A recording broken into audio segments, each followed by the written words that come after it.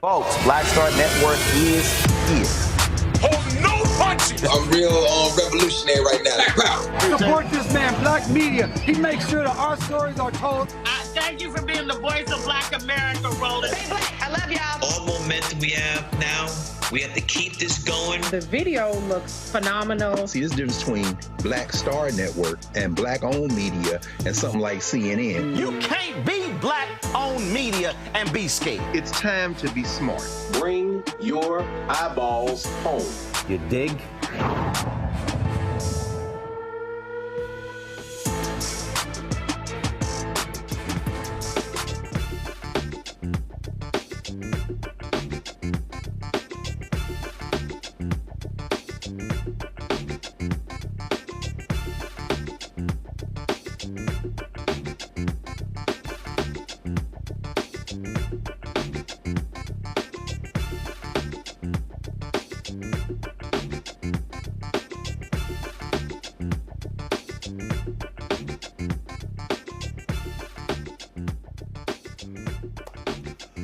Today is Tuesday, September 3rd, 2024. Coming up on Roland Martin Unfiltered, streaming live on the Black Star Network. Black folks who support reparations in California are angry with the California Black Legislative Caucus for standing in the way of several bills getting through the Assembly. I'm going to talk with the sponsor of the bill who will tell us exactly what happened so we can be real clear on what went down. What the hell is wrong with these white people? These white conservatives are up in arms by saying, oh my goodness, Vice President Kamala Harris was speaking with a Southern twang and she's now code switching. I'm gonna show y'all what this dumbass Peter Ducey literally asked Karine Jean-Pierre at the White House today in the White House briefing. These people are stuck on stupid. And speaking of stuck on stupid, this black MAGA supporter of Trump, remember the black woman who was at Chick-fil-A with him? Well, she was on a C-SPAN show last month, just straight ass lying about Vice President Kamala Harris. I mean, lie after lie after lie, and I'm gonna walk y'all through and expose all of her lies. Also, Texas Attorney General Ken Paxton keeps targeting the largest county in Texas, Harris County, that has the most black people when it comes to voting. Yes, their voting intimidation continues. And also, a federal judge has put a temporary stop to Donald Trump using a song co-written by Isaac Hayes. We'll tell you about that as well. It is time to bring the funk. I'm Roland Martin Unfiltered on the Black Star Network. Let's go. He's got it. Whatever the miss, he's on it. Whatever it is, he's got the scoop, the fact, the find. And when it breaks, he's right on time and it's rolling. Best believe he's knowing. Putting it down from sports to news to politics. With entertainment just for kicks, he's rolling. It's on go, roll, roll, y'all. It's Roland Martin, rolling with Roland now. He's funk, he's fresh, he's real, the best, you know he's Roland Martin now.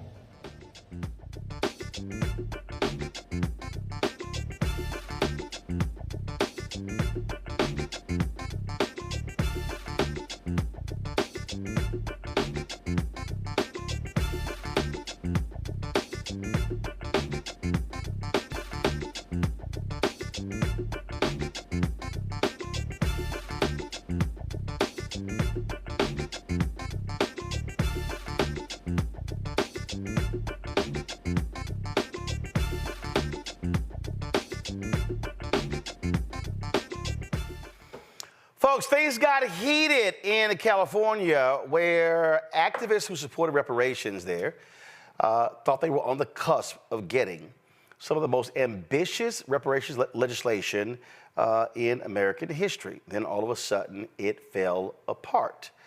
The California Legislative Black Caucus released a statement saying that they were pulling the bills for some reason.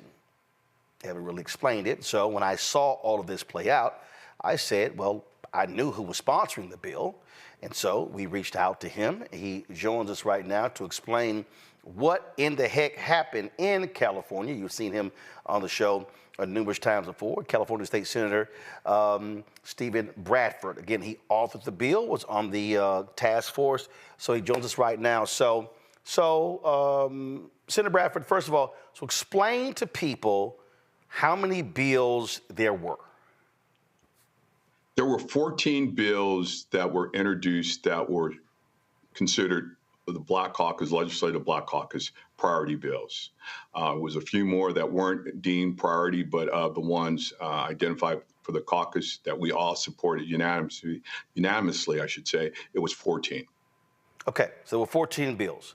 So you're in the Senate. What got through the House? What got all the way to the governor's desk? Yeah, in terms of what got through the House, and then you were hoping it was going to get through the Senate. Well, my bills got through the Senate. My bills got all the way through the Senate. They got all the way through the Assembly. Through the last committee that they faced, policy committee, was appropriations. And to get out of appropriations without a single amendment, we figured we had no problems when it reached the floor. We had done a vote count, as again, I had 1403, which would stand up the American Freedmen's Affairs Agency, 1050, which would have dealt with the racially motivated taking of property through eminent domain, similar to what I did 3 years ago with Bruce's Beach and returning that property. And then we had SB 1331, which would create a funding mechanism and foundation for reparations going forward, not requiring state money. We would look at federal money, philanthropic money, other means other than state money, since we were in a deficit situation. So those were my three bills. What got through were some bills dealing with books in prison, extension of the Crown Act, the closure of grocery stores, a notice, I should say, for the closures of grocery stores and pharmacies. And I just don't have the rest of them in front of me, but those that stuck out for sure. All right, so then all of a sudden, all hell broke loose. And this is a video here of one of the activists who was speaking outside of the assembly. Watch this. The bills up now. These are their bills. They have their names on the bills. They killing their own bills because they scared of the government. Now, listen, they gonna see this and they gonna get mad at us. They killing their own bills, then they gonna get mad at us. They killing their own bills because they scared of the government. Okay? We don't care. We need to send a message the goddamn bills up now. The governor needs to understand that the world is watching California, and this is going to have a direct impact on your friend, Kamala Harris, who's running for president.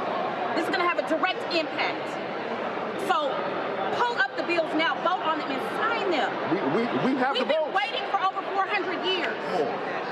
All right, so, and again, so this was another bill here. They were talking to, this was another video. They were talking to Lori Wilson outside the chamber as well. So, all right, what happened? You make it clear, you had the votes. What happened? I got notice when I was in Chicago 2 weeks ago at the Democratic National Convention by Chair Lori Wilson of the Black Caucus. I'm the vice chair. She pulled me to the side while I was in Chicago, and she says, hey, we've heard word that the administration might have problems with 1403. That was the only bill that we heard, 1403. Again, that was the foundation for standing up the agency. And I said, oh, that's news to me. No one from the administration has contacted me. And I says, what might be some of those concerns? And she wasn't specific. And so I did what I naturally would have done. I picked up the phone. I called my chief of staff. I called my legislative director and asked them were they aware of any of those issues, and they said no. And upon my return on Friday, we had a Zoom meeting with the director of finance for the state of California, and he explained what those concerns were. Joe Stephenshaw, who's a stand-up guy, and he just said, hey, Mr. Bradford, under these tough budgetary deficit year, we have some problems with standing up the agency, and we just have concerns. No time did they say they were going to veto the bill. They just said we had some concerns and they were going to offer up some amendments. He had nothing concrete at that time. So I says, hey, let me see what you come up with and we'll consider it. And fast forward to the next week, Monday, this past Monday, we were on the floor because we're in the last week of session. So we were going late every night. By the time I got a notice from my chief of staff and ledge director around 5 o'clock, they said, we have the amendments. And they're saying, I'm recommending you not take the amendments. And that was our position. We felt the amendments kind of like watered down the bill. It created a study. So we said no to those amendments. And I think that's pretty much what got us here today. Because again, but no time did the governor or anyone in his administration say we're going to veto the bill. So the fear of a veto, I believe, caused members to say, let's hold the bills. Okay, so here's what I don't understand. If you pass it and he vetoes it, that's on him. By shutting it down, now it's on them. It's on the Black Caucus. And so I don't understand. I mean, you're a legislator. The governor has the right to veto bills. You pass the damn bill and then go, all right, let's see what you're going to do. I agree. We vetoed our own bill in essence. I mean, I've been doing this for 14 years in the legislature, and it's not the first time. I worked with Governors Schwarzenegger, Brown, and now Newsom, and they've all at some point I've had a bill where they say, hey, we got problems with it, and let's see if we can fix it. And we either come to agreement or we don't. I had a bill last year dealing with social equity with cannabis, and his point person on cannabis met with me and says, hey, Mr. Bradford, we got problems with the bill. We want you to take these amendments. And I looked at him and I said, no, I can't take them. And we moved the bill to his desk. He signed that bill. 4 years ago, as you well know, I was the joint author on NIL. It was tremendous pressure for that bill not to reach the governor's desk. From Emirates of NC2A, everybody was saying, hold the bill, don't get it to his desk. We got it to his desk. There was also a threat of a veto there. But what did he do? Not only did he signed it on LeBron James' show The Shop. So the threat or even this saying that you have trouble was no reason to hold this bill. So I'm just disappointed that it didn't get to the finish line because we were there. And we had done a vote count on my both of my bills, all three of my bills, and we were standing at 50+ votes. So here's where I'm confused then. So if you had the votes, so what happened where it didn't move forward? So you're saying that the California Legislative Black Caucus as a body, they're the ones who stopped the bill from moving forward? They expressed concerns of not bringing it up on the floor. And so, you know, I'm a member of the caucus. I got outvoted, and my bills were held. So here's what I'm confused. Go to my iPad, Henry. So they released this statement here on August 31st, and they said there's been interest regarding the status of Senate Bill 1403. The caucus was unable to participate in the legislative process collectively and only recently became aware of the concerns and issues with the bill.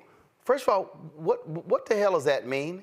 That they were unable to participate? I'm sorry, y'all, that task force, they've had hearings, we've covered it, we've had the co-chair on. Where in the hell have they been? And again, I wasn't made aware of their problems with the bills until last week, again, when I was in Chicago, by the chair of the caucus. So wait a minute. You're literally, aren't you the co-chair of the task force? No, I was co-chair of Legislative Black Caucus. But No, I'm sorry, but you were working with the Reparations task force, right? I'm following the guidelines and the recommendations from the 1,100-page report, yes. Right, so, but I'm saying you were part of that process. Yes, I was, for 2 years. They were aware that process was going on, right?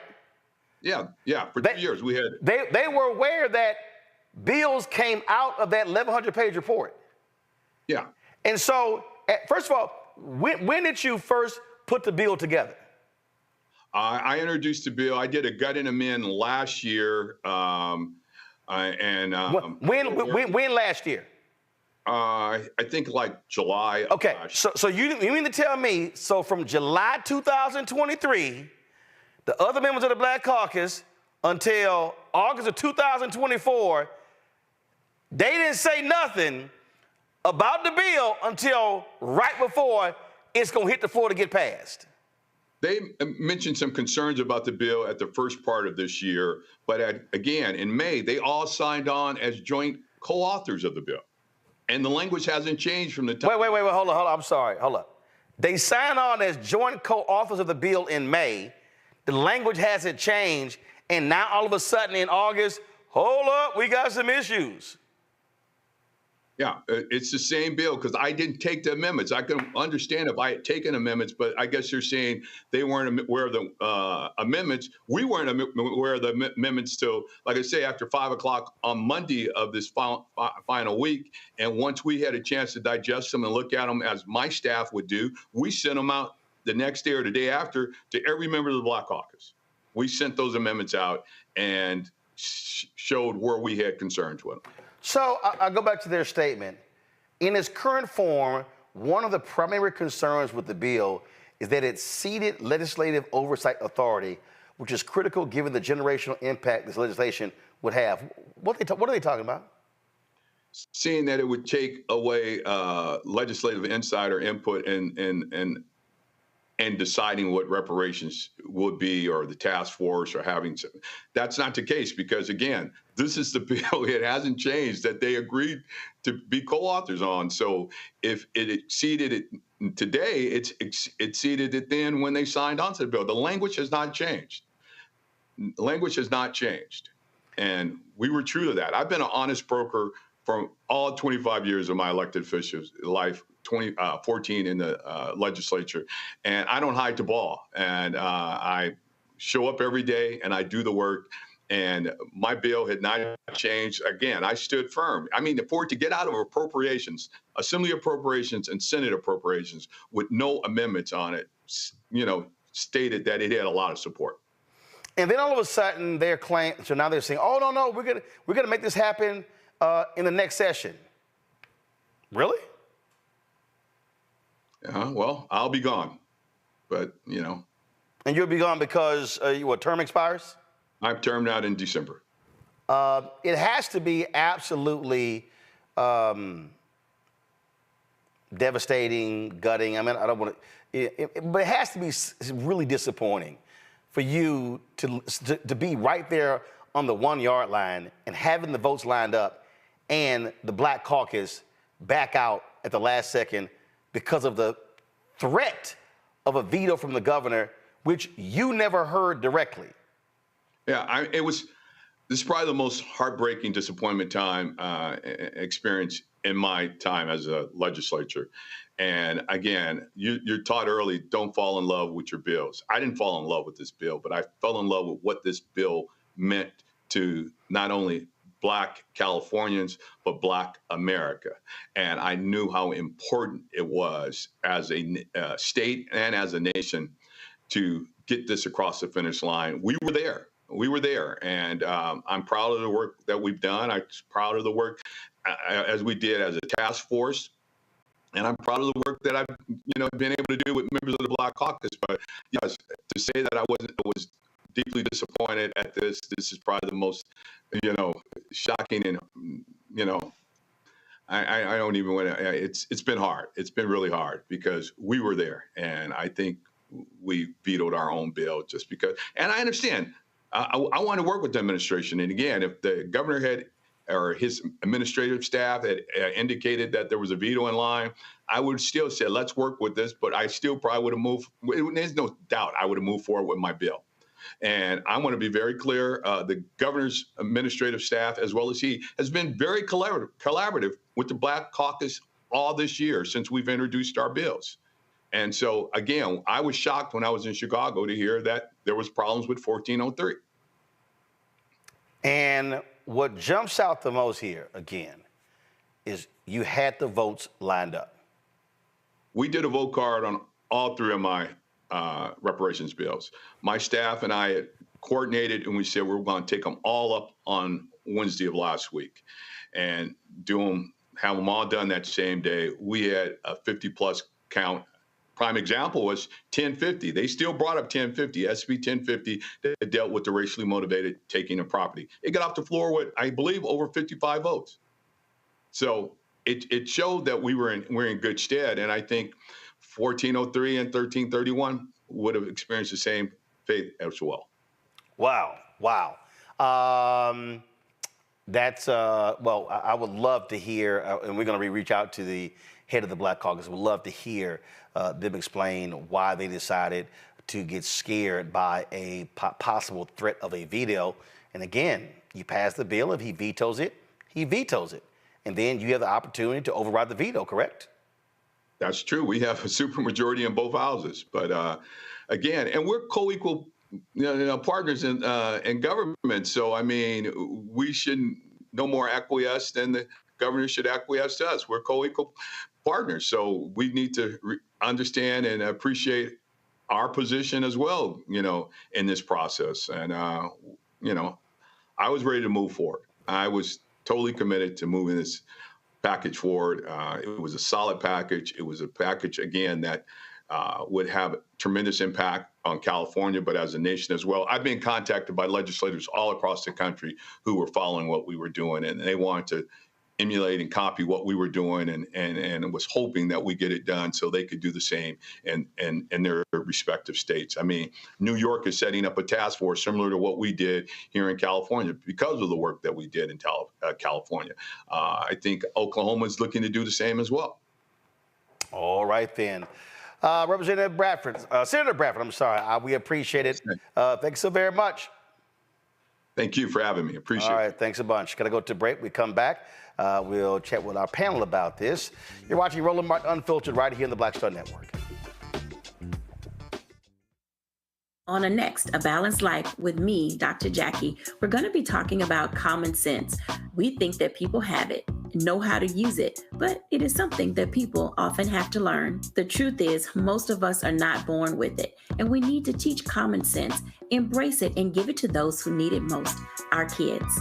So I always tell teachers to listen out to what conversations the students are having about what they're getting from social media, and then let's get ahead of it and have the appropriate conversations with them. On a next, A Balanced Life with me, Dr. Jackie, here at Black Star Network.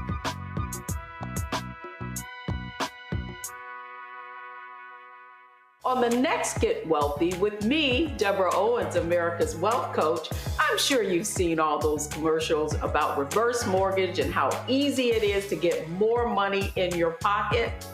Well, this woman that you're going to hear from knew it was too good to be true, and because of it, she now has 7 figures in net worth. Wait a minute. This house is really valuable, and further, you can get money out of it to help you, and more importantly, you can keep your home. That's right here on Get Wealthy, only on Black Star Network. Hey, what's up? It's Sammy Roman. Hey, it's John Murray, the executive producer of the new Sherry Shepherd Talk Show. It's me, Sherry Shepherd, and you know what you're watching, Roland Martin Unfiltered.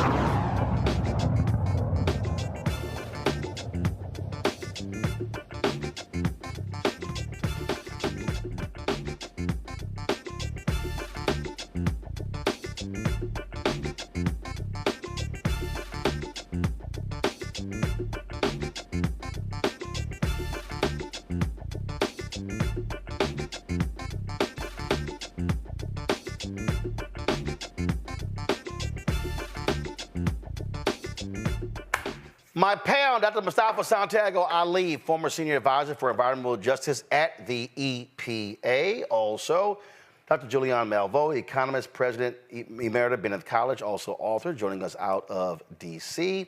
And of course, Joe Richardson, civil rights attorney out of L.A. Glad to have all three of you here.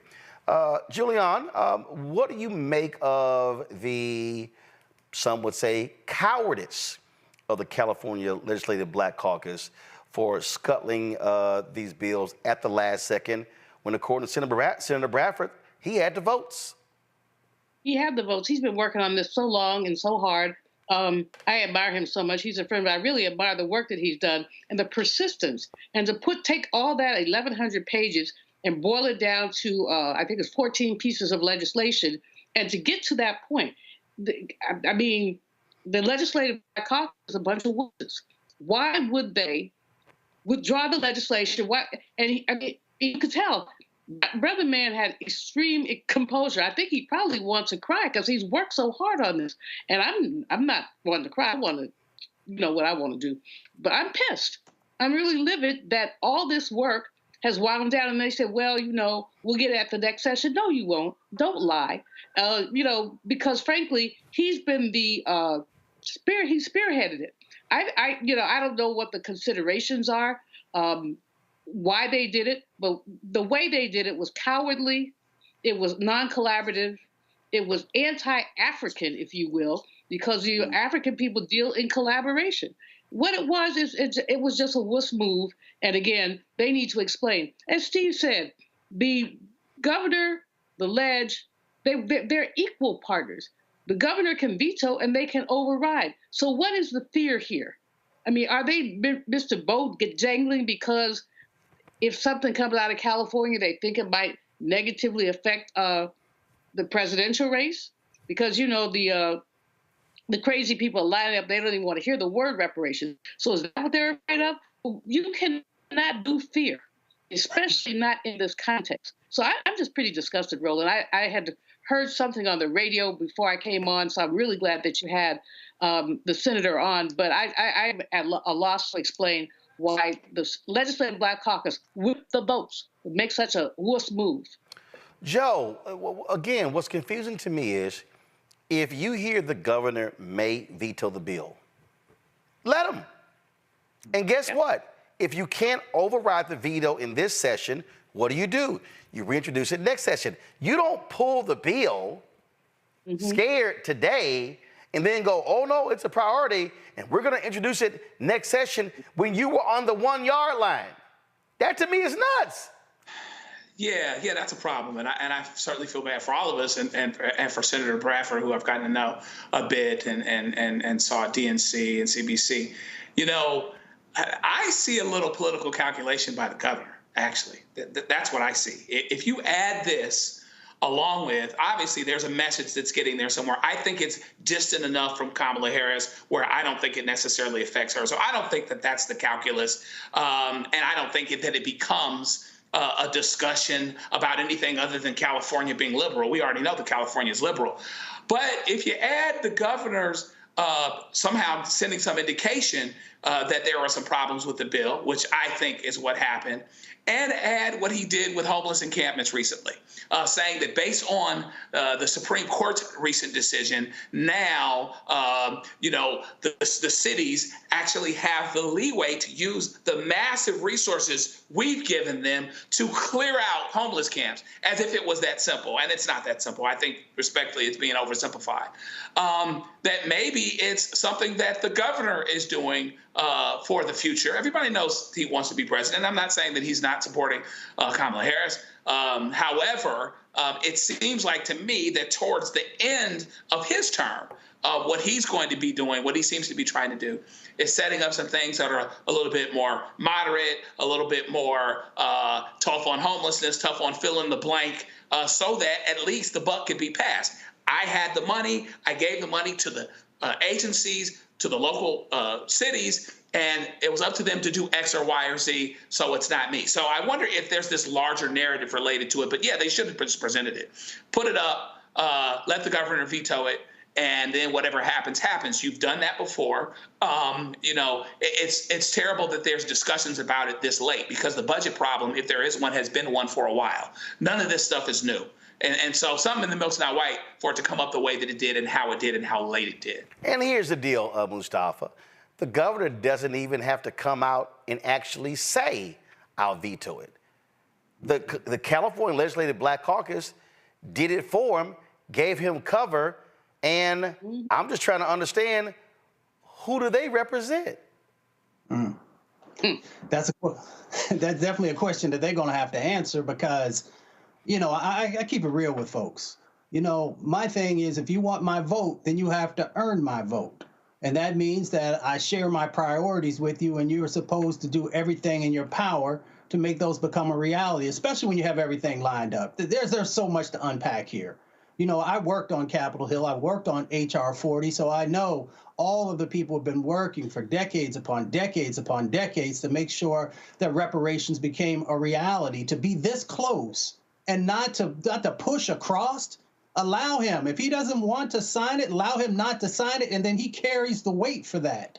So it's just so strange. And when we talk about budgets, I actually handled appropriations when I was working on Capitol Hill. It was one of the responsibilities I had. We find the money for the things that we prioritize.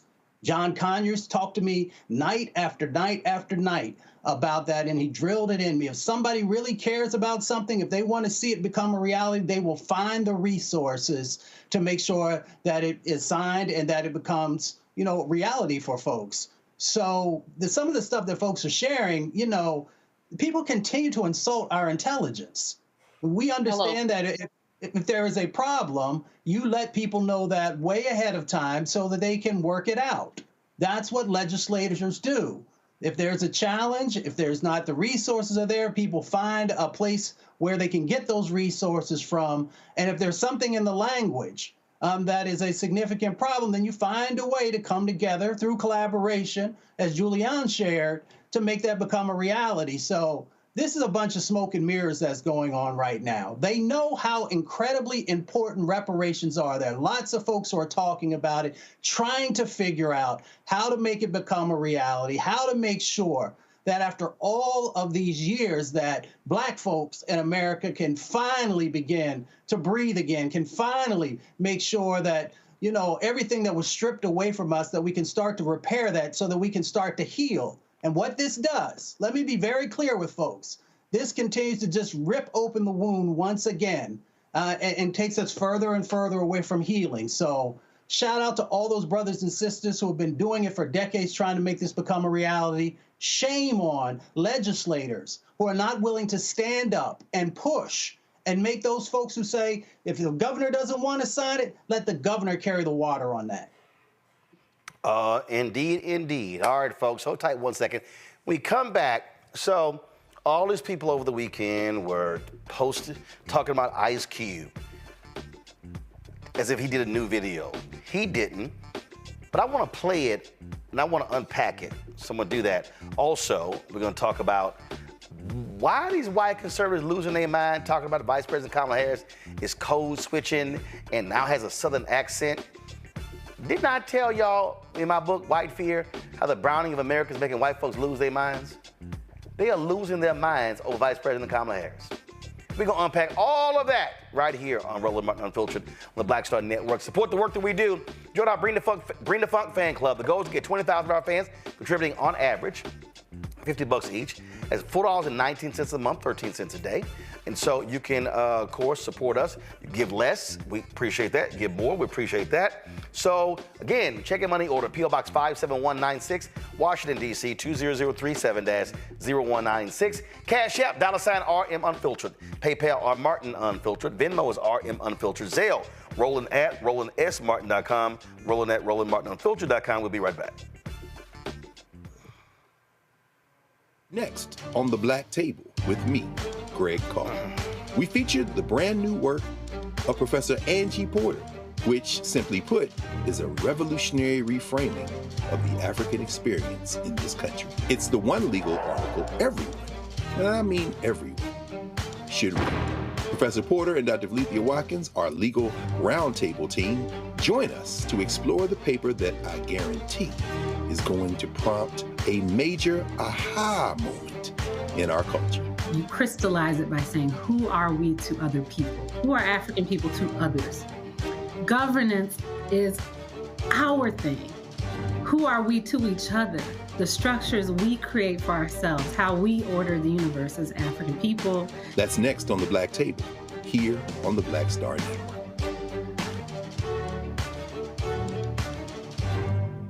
Hey, what's up? Geek Tony in the place to be. Got Kicked Out Your Mama's University, creator and executive producer of Fat Tuesdays, an air hip-hop comedy. But right now, I'm rolling with Roland Martin, unfiltered, uncut, unplugged, and undamn believable. You hear me?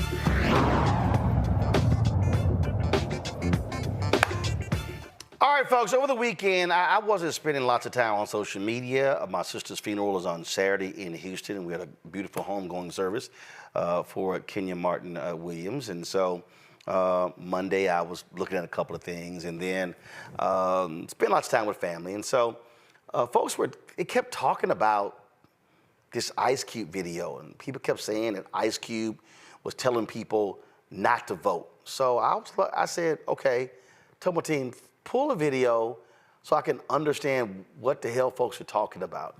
The first thing is this here. This is not a new video. Earlier today, his son, O'Shea Jackson Jr., posted a tweet where he said, why y'all going off about a 4-year-old video? I'm trying to find his tweet so I can show it to you. And I was just, here it is right here. He says, here I'm thinking my dad says something new, and y'all are talking about a video from 4 years ago. Why does Ice Cube only come around during election years? You're looking at a video from 4 years ago. I can't believe this. I'm tweeting about Raw, and then I'm out. So then I said, I'll be addressing the video tonight. Then O'Shea goes, you'll be addressing a video from 4 years ago tonight? Good Lord, SMH. Yes, I am O'Shea Jackson Jr. So allow me to explain after we play the video. Roll it. Yo, what's up? This your homie Ice Cube. Here to talk to my black folks. You know, I just want to be straight up because there's a lot of messages going out about this election. First and foremost, anybody telling you that you gotta vote, that it's your duty, that you have to exercise the right, and that people died for you to vote. For one, people did die, but nobody walked out their house to go die for you to vote. They were killed by probably some racists that don't want to see us get anything. But I'm saying that to say this. Be skeptical of anybody telling you to vote and not telling you to ask for anything, or to tell you to just vote and not to get anything for your vote. That's not how it works. That's not the process. You don't vote just to vote. You vote because you're getting something, or your community is getting something. So everybody that's telling you that, man, look at them and say, what are you getting? Because people that just want you to vote and not ask for nothing, people that's in power that want you to vote but don't want you to get anything, or not asking for you to get anything economically, they suspect, straight up. Because a lot of people been in place for a long time and we ain't got shit. That shit gonna end. That shit gonna end. We gonna get what we supposed to get. Period. And anybody asking you not to ask, I wouldn't listen to them. Because that's the process. Every community asks for what they want. And we gonna do the same goddamn thing. So there were a lot of people who were saying that Ice Cube told people not to vote. One, that's not true. You heard the video yourself. He didn't actually say, do not vote. So that was just fundamentally flawed. When he said that no one was killed just walking out of their house to vote, actually Ice Cube is wrong. In fact, go to my iPad. He's right that there were racist white folks who did kill people, but Harry T. and Harriet Moore, two NAACP activists, their home was bombed in Florida in 1951 by KKK members. There is now a memorial to them where their home stood in Sanford, Florida. I actually visited the memorial. I'll find the videos on my phone.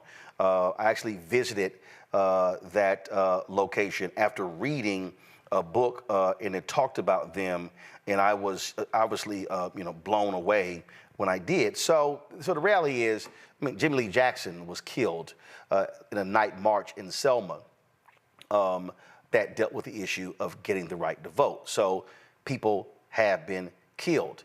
Present day, there have been black activists who have been harassed. We had the sister from Tennessee on who was facing prison, actually went to jail, was facing time because they said she registered illegally. You got Crystal Mason down in Texas who's still being harassed more than 7 years later by Tarrant County DA. And so those things do happen. But this is where I think people are also wrong in terms of their criticism of Ice Cube. The reality is politics is about making demands of an elected official and then pushing them to actually make it happen once they win. So when he says that, well, we've had people that bunch a long time and our community ain't got jack. Well, first of all, that's also wrong. It's just fundamentally wrong. Now, you could say we haven't gotten enough, which then means you have to then mobilize and organize to get it.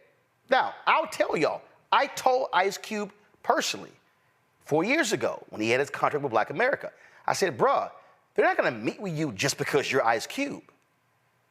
I said, you just can't go, well, I'm Ice Cube, y'all meet with me. I said, you need to build a coalition.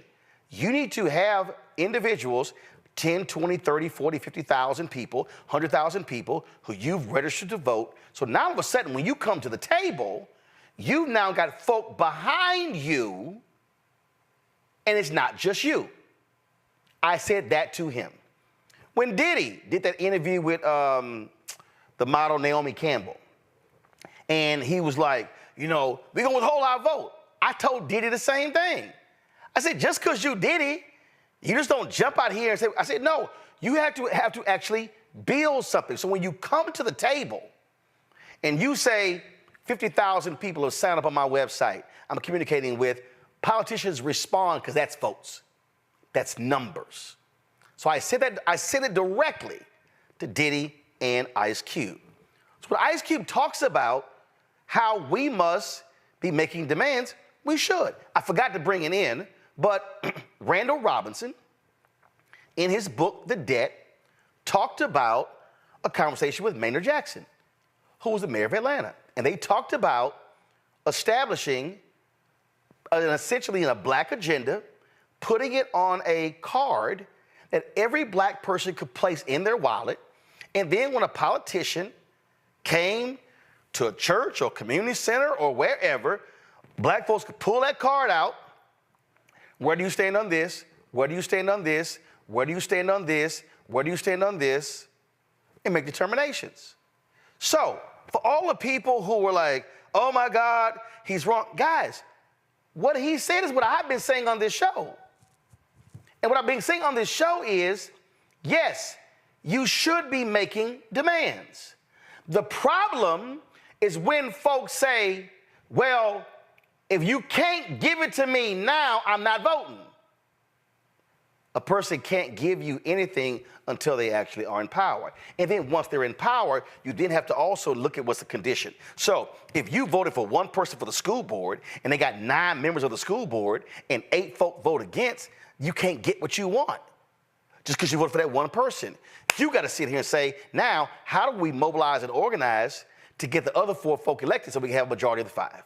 City council. If you got 12 people in city council, you're going to need 7 votes. So you can't just vote for your city council member, ain't gonna do it. So right now, the Harris campaign announced $35 million they're gonna be giving to House Democrats and the Senate. Why? Because it's not as if she wins, she needs Democrats in control of the United States Senate in order for her to appoint federal judges, to get bills through. She needs Democrats in control of the House, otherwise Republicans are stopping her agenda. That's collective politics. And so people need to understand, and I think people need to back off this whole deal. Man, keep full of shit. No, what he's saying, he's actually right. What I have been arguing for years is that one of the greatest problems that we have in our community is we spend massive amounts of time and energy motivating, calling, organizing for folks for November 5th. Man, we focus on souls to the polls. We're focused on early voting. We're focused on election day. Then November 6th, we go, oh, Lord, I'm tired. We're ecstatic if our candidate won. Then we're disappointed if they lost. But here's the problem. November 6th should be a rest day. November 7th, you go back to work. Because when the election is over, and y'all have heard me say this, the election is the end of one process, it's the beginning of another. Which means that if Vice President Kamala Harris and Minnesota Governor Tim Walz prevail in November, they now have a transition period. While they are working on the transition period, we should be working on what are going to be our priorities. I told y'all in the first 90 days when Obama was president, the LGBT community presented him with a 54-page agenda. Black organizations did not, as a collective, come together until Obama was elected in his second term. It was 5 years later. Some of y'all may say, yeah, it was at the hotel across the street. I was there at the Capitol Hilton. And I sat there and I was like, it took 5 years. Then it took them 9 months to put the paperwork together to present the agenda. We were literally almost 6 years in. Hell, he only had 2 left. So, what should be happening right now? Even with a 4-year-old video. So I'll say this to Ice Cube, O'Shea Jackson Sr., and his son, O'Shea Jackson Jr. As opposed to you, Ice Cube, being upset because people criticize you for meeting with, you didn't meet with Trump. You met with Jared and some other folk at a hotel, not at the White House. As opposed to being mad about that, build your coalition. Build it. You have people going to your website signing up for the Black Agenda.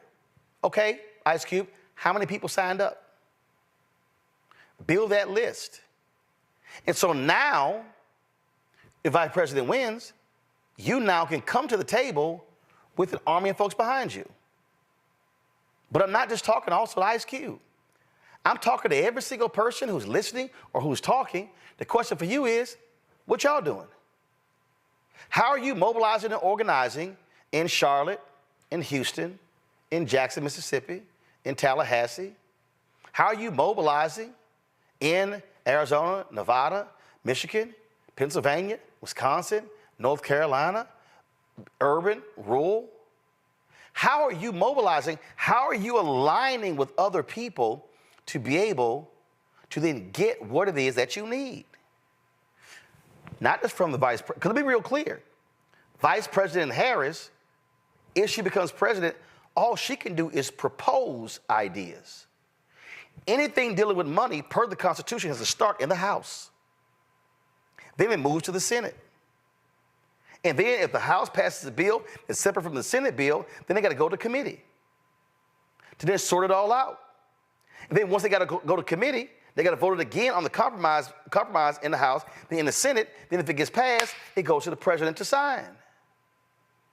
That's schoolhouse rock. That's basic. But the issues that you might care about are not solely on the federal level. We just talked about a California Legislative Black Caucus and Senator Steven Bradford's various reparations. That's a state issue. All these people saying, this is going to come back on Kamala Harris. No, it's not. Vice President Kamala Harris ain't got jack to do with those bills in California. Y'all should be dealing with the Black Caucus of California. So then, maybe it's not the state level. Maybe what you care about is impacted by the county, by the city, by the DA, by the water district, by the school board. That means that you have got to be mobilized and organized and pushing those folks, which means folk watching and listening. And again, if you heard what Q was talking about, you can't be sitting on your ass and going, well, I voted, did my job. I've been a city hall reporter. I've been a county government reporter. I went to the state capitol with my mama when she was one of the 3 citywide co-chairs for the Metropolitan Organization in Houston, an interfaith organization. I remember being on the bus with her early in the damn morning on the weekend, traveling to Austin for rallies. That's mobilization, organization, trying to advance your issue. So here's what I desire. I desire for us to stop being emotional on social media. What I want us to begin to be far more strategic. I want us to say, what are the things that I care about? And then go, okay, so if I care about that issue, how is the person running for president, U.S. Senator, member of Congress, governor, state rep, state senator, city council, county government, school board, where do they fall when it comes to that issue? That's now where I have to turn my attention. So if I care about charter schools and school choice, I then got to say, okay, is this a state issue or do I have to deal with the local school district? I now have to know how do I marshal my forces and pointing there. Let me give you one last point before I go to my panel. And that is this here. If you are talking about mobilizing and organizing, you got to collect data. I can't stand marches and protests where you don't know who the hell shows up. Folk coming with signs and marching and preaching and yelling. Who are you? If you're not collecting addresses and phone numbers and emails, social media accounts, how then can I reach you when I need you when the march is over to come back to go to the city council chamber or the county government chamber or the state legislature or the Congress? So again, let's stop sitting here acting a fool, going crazy, oh my God, cue this, cue that, and step back and go, okay, what did he say? And now, how do we now, when the election is over, first of all, make demands of an elected official while they are running, and then if they win, then hold them accountable to what they promised they were going to do if they won, and then if they then don't do that, then you oppose them when the next election comes around. That's where we must be. And there are people out there doing that. I grew up with 2 of those people. My parents, Dad's 77, Mom's 76, she'll be 77 in November. I've seen it up close and personal, literally in the house. So what I am describing to you is not a theoretical exercise. I'm literally describing to you what I personally witnessed and what I have done as somebody testifying before the Houston City Council. I think I was in the 10th grade. As somebody testifying at school board meetings. These things work. But these things only work if you do the work. And they don't work if you stay at home and yell and complain about what we ain't got, how ain't nothing changed, and you can't even actually name who your city council member is. And you can't even name who your state representative is and who your state senator is. and who you're a member of Congress. I have actually run into black people in multiple states, and they can't even tell me who their United States senator is, and every state has two. You got to get in the game if you want to win the game. Mustafa? No, you know, I appreciate Q, you know, highlighting the fact that our vote is powerful, you know, and I'm sort of paraphrasing from his words, and that it is valuable, and that we have to make sure that if somebody is going to receive it, that there is accountability for their actions, and hopefully they are positive actions. And of course, if they're not living up to it, then we find somebody else. And I appreciate you highlighting the fact, Roland, also, that if we find that there are candidates that are not living up to it, if we have actually built organizations and movements, then we can move them out, and we can make sure that we have somebody in who's going to actually live up to that.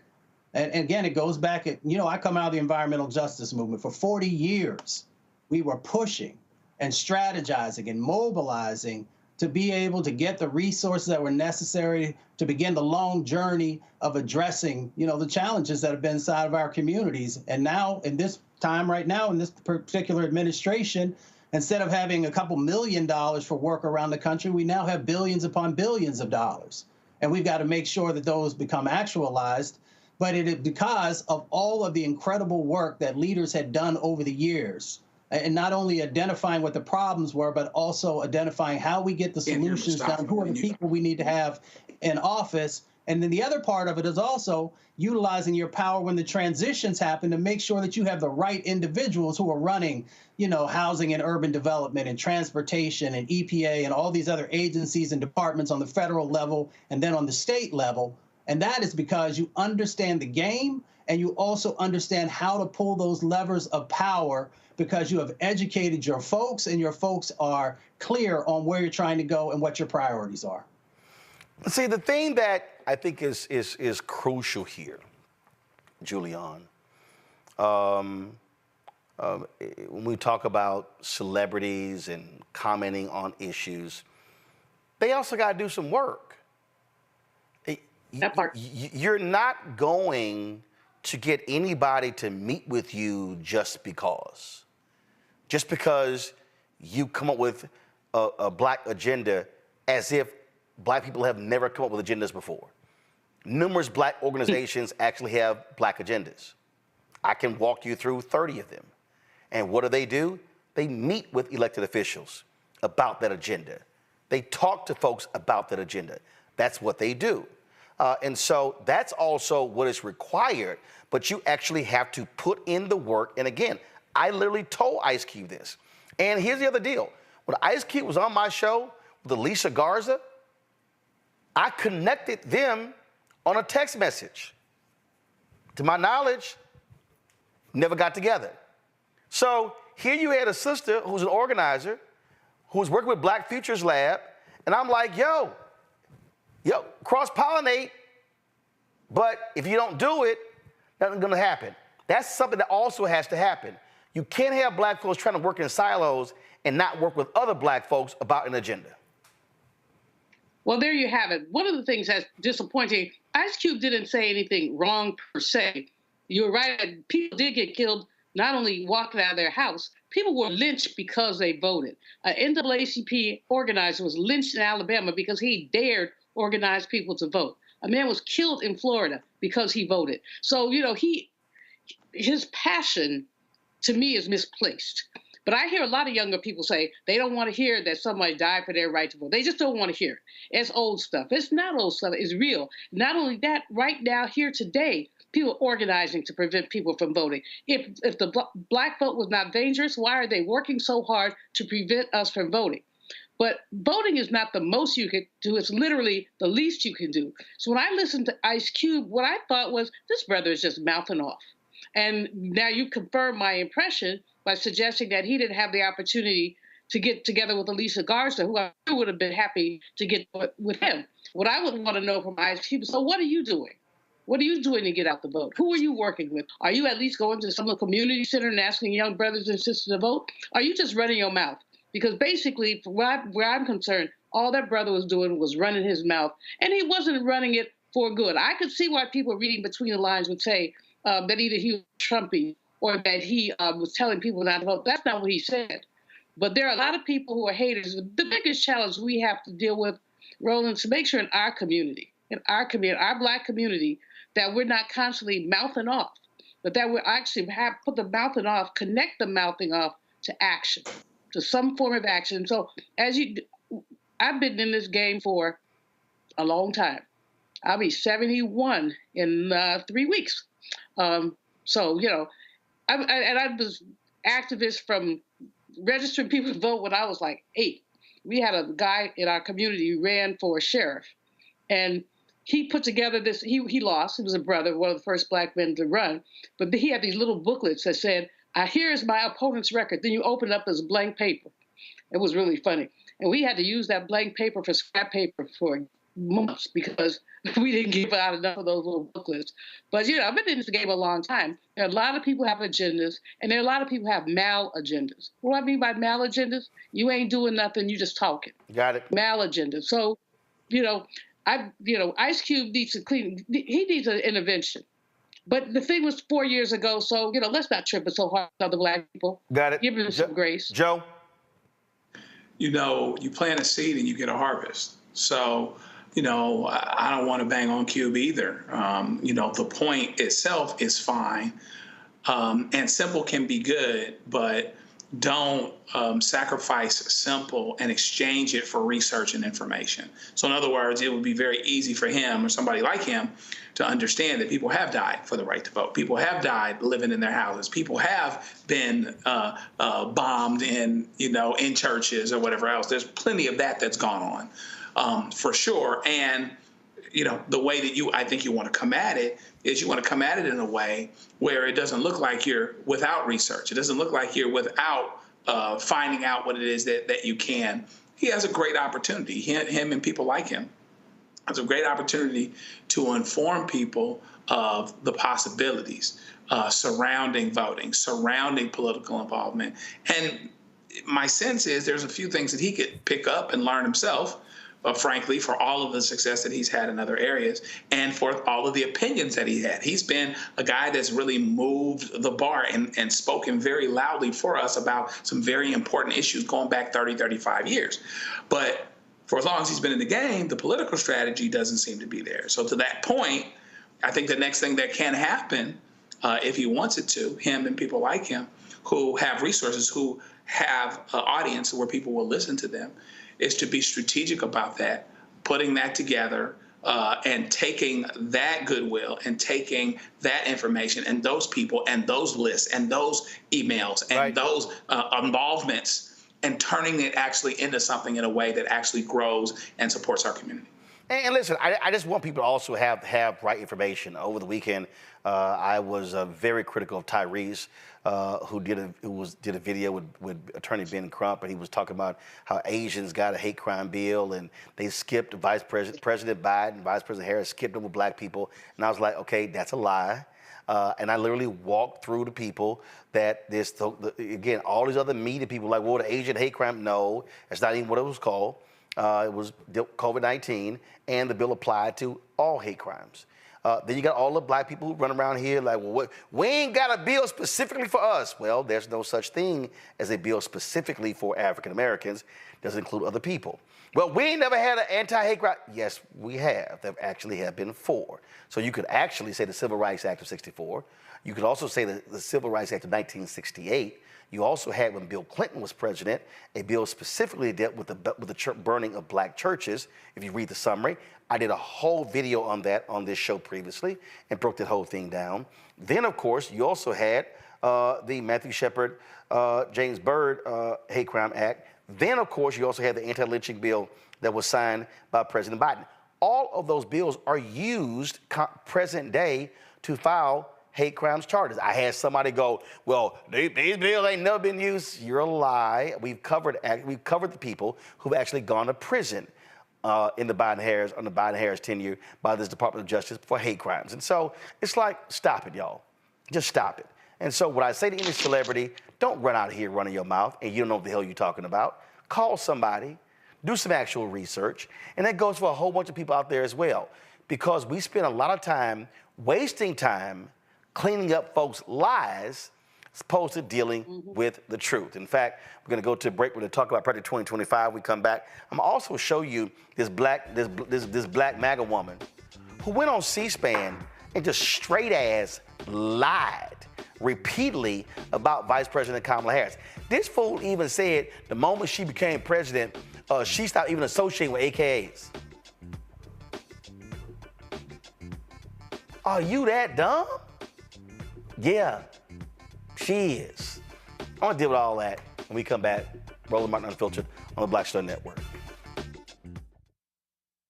Hatred on the streets, a horrific scene, a white nationalist rally that descended into deadly violence.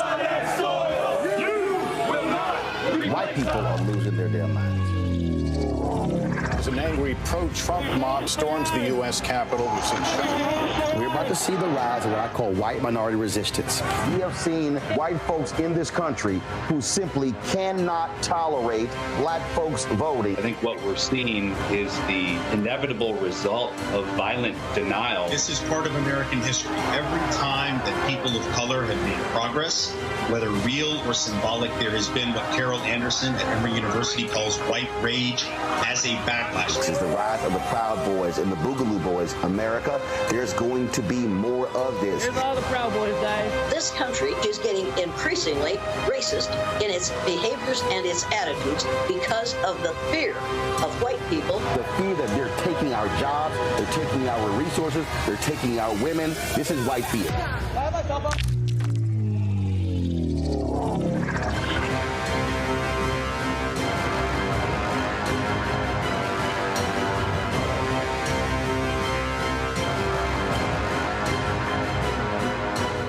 Hey, what's up, y'all? I'm Devon Frank. I'm Dr. Robin B., pharmacist and fitness coach, and you're watching Roland Martin Unfiltered.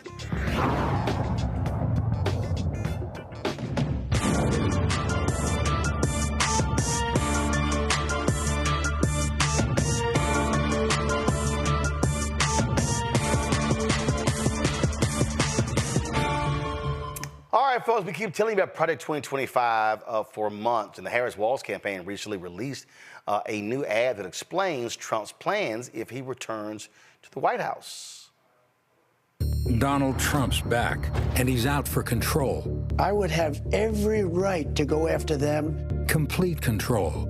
I will wield that power very aggressively. And he has a plan to get it. Detailed plans for exactly what our movement will do. It's called Project 2025, a 922-page blueprint to make Donald Trump the most powerful president ever. Overhauling the Department of Justice, giving Trump the unchecked power to seek vengeance, eliminating the Department of Education, and defunding K-12 schools, requiring the government to monitor women's pregnancies, and severe cuts to Medicare and Social Security. Donald Trump may try to deny it, but those are Donald Trump's plans. Well, revenge does take time, I will say that.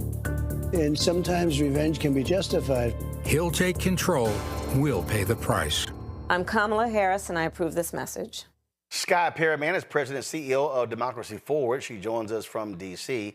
Scott, glad to have you here. Walk us through the analysis that y'all have done in terms of how Project 2025 will impact African Americans. Well, look, Project 2025 would be the end of lots of life as we know it in America, reversals of many of the hard-fought progress and gains that we've made on civil rights, on economic justice over the years, but also really an acceleration of taking us back to, really taking us not just reversals of progress, but really back to times where you can't rely on services, where you're not paid fairly, a fair wage. And we'll walk through that in detail.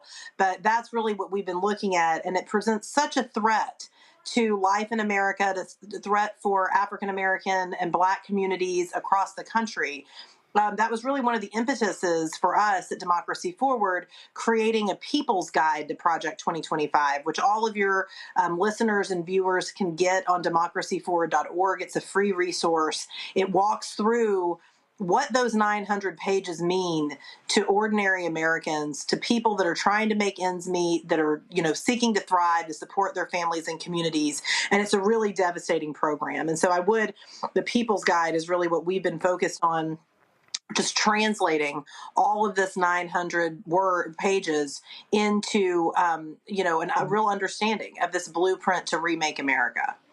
And so when we talk about 2025, this particular plan, one of the things that jumps out, this whole notion of anti-white racism and how they're going to target a number of programs and really emphasize the racism that's against white people in America. Absolutely. This is the biggest gaslight, racist gaslight that we've seen, where they want to weaponize the departments, our federal agencies, and the offices of civil rights in those departments, which of course are offices that were created in order to make sure that the government was serving all people, including people like Black Americans who have for too long been left out, treated unfairly. That's why we have offices of civil rights, to make sure the government's serving all people. And they want to weaponize those to rewrite history, erase our history, forget the challenges of our presence, and really seek to enshrine a white supremacist, nationalist agenda on all Americans. What else does it say? One of the things that jumps out for me is, again, how they want to force federal workers to subscribe to a MAGA code of ethics or loyalty oath. And there's a lot of Black people, we over-index among federal employees. Absolutely. This is a critical piece, and it's critical not just for the jobs that are affected, which you point out, of our civil servants and our federal employees. It's also critical for all of us that rely on the services that our government provides. So they want to reimpose Schedule F, which was a former Trump administration proposal to purge elements of the civil service, take civilian workers out of their career jobs, and replace them with partisan or ideological loyalists. That definitely threatens the well-being and the jobs of many civil servants who work across the country, by the way. I'm based in Washington, D.C., but civil servants work in all states in the country and in communities throughout the country. But it also really compromises all of us as American people, even if we're not federal workers, because we all rely on our civil service to keep our water safe, to keep our medicine safe, to protect our borders, to do the work of the American people, and they're seeking to compromise that with a political agenda. Another thing that really stands out is the attacks on public education and on education in this country, which we know is a front line in both the battle for democracy, but also the battle for racial equity and justice for everyone. They want to dismantle the Department of Education. They want to privatize our public schools, and they want to do the same thing where they weaponize our schools against the very children that they're meant to serve by seeking to rewrite history, imposing curriculum that is not accurate, trying to write out of our books, to ban certain concepts, which are really, really troubling and problematic. All right, then. And again, where can people go to read what y'all put together? Go to democracyforward.org, download the People's Guide to Project 2025. You can pick whatever issue you're interested in and read about it. And remember, we can push back against this. The majority of Americans do not support this extreme agenda. There's no mandate for it.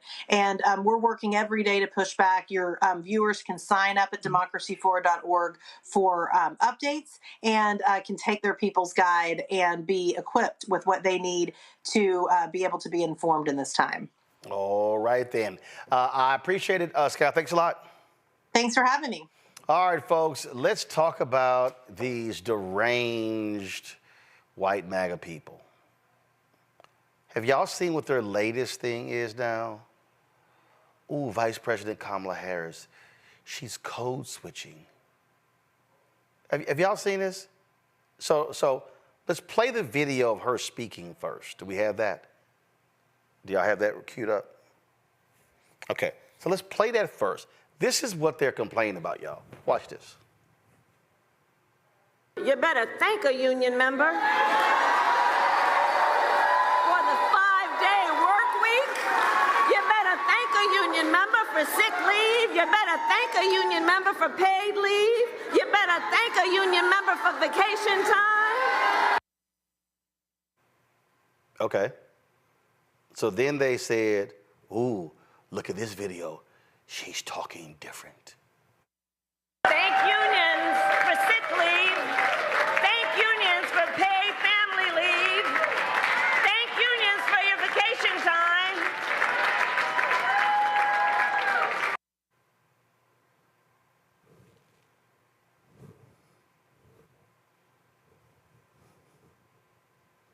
Okay. This is how dumb it is. Oh, this has been a big thing on Fox News and conservative media. This is the idiot, Peter Doocy, today, literally, y'all, in the White House briefing. Watch. Since when does the Vice President have what sounds like a Southern accent? I have no idea what you're talking about. Well, I mean, this is... She was talking about unions in Detroit using one tone of voice. Is this something that you think... Same line... Okay, Peter, that she used the same line in Pittsburgh, and it sounded like she at least had some kind of a Southern drawl. I mean, do you hear the question that you're... I mean, do you think Americans seriously think that this is an important question? They care... You know what they care about? They care about the economy. They care about lowering costs. They care about health care. That's what Americans care about. So that's what they want to hear. This is something... They care about. Your colleague just asked me about what basically we talked about, went back and forth about democracy and freedom. That's what they care about. I'm not even going to entertain some question about the president. It's just hearing it sounds so ridiculous. Well, but hearing it is... The question I'm talking about. The question is just insane. Is that how she talks in meetings here? I'm just... Peter, we're moving on. We're so moving on. Go ahead, Anita. That's what she should have said at the beginning.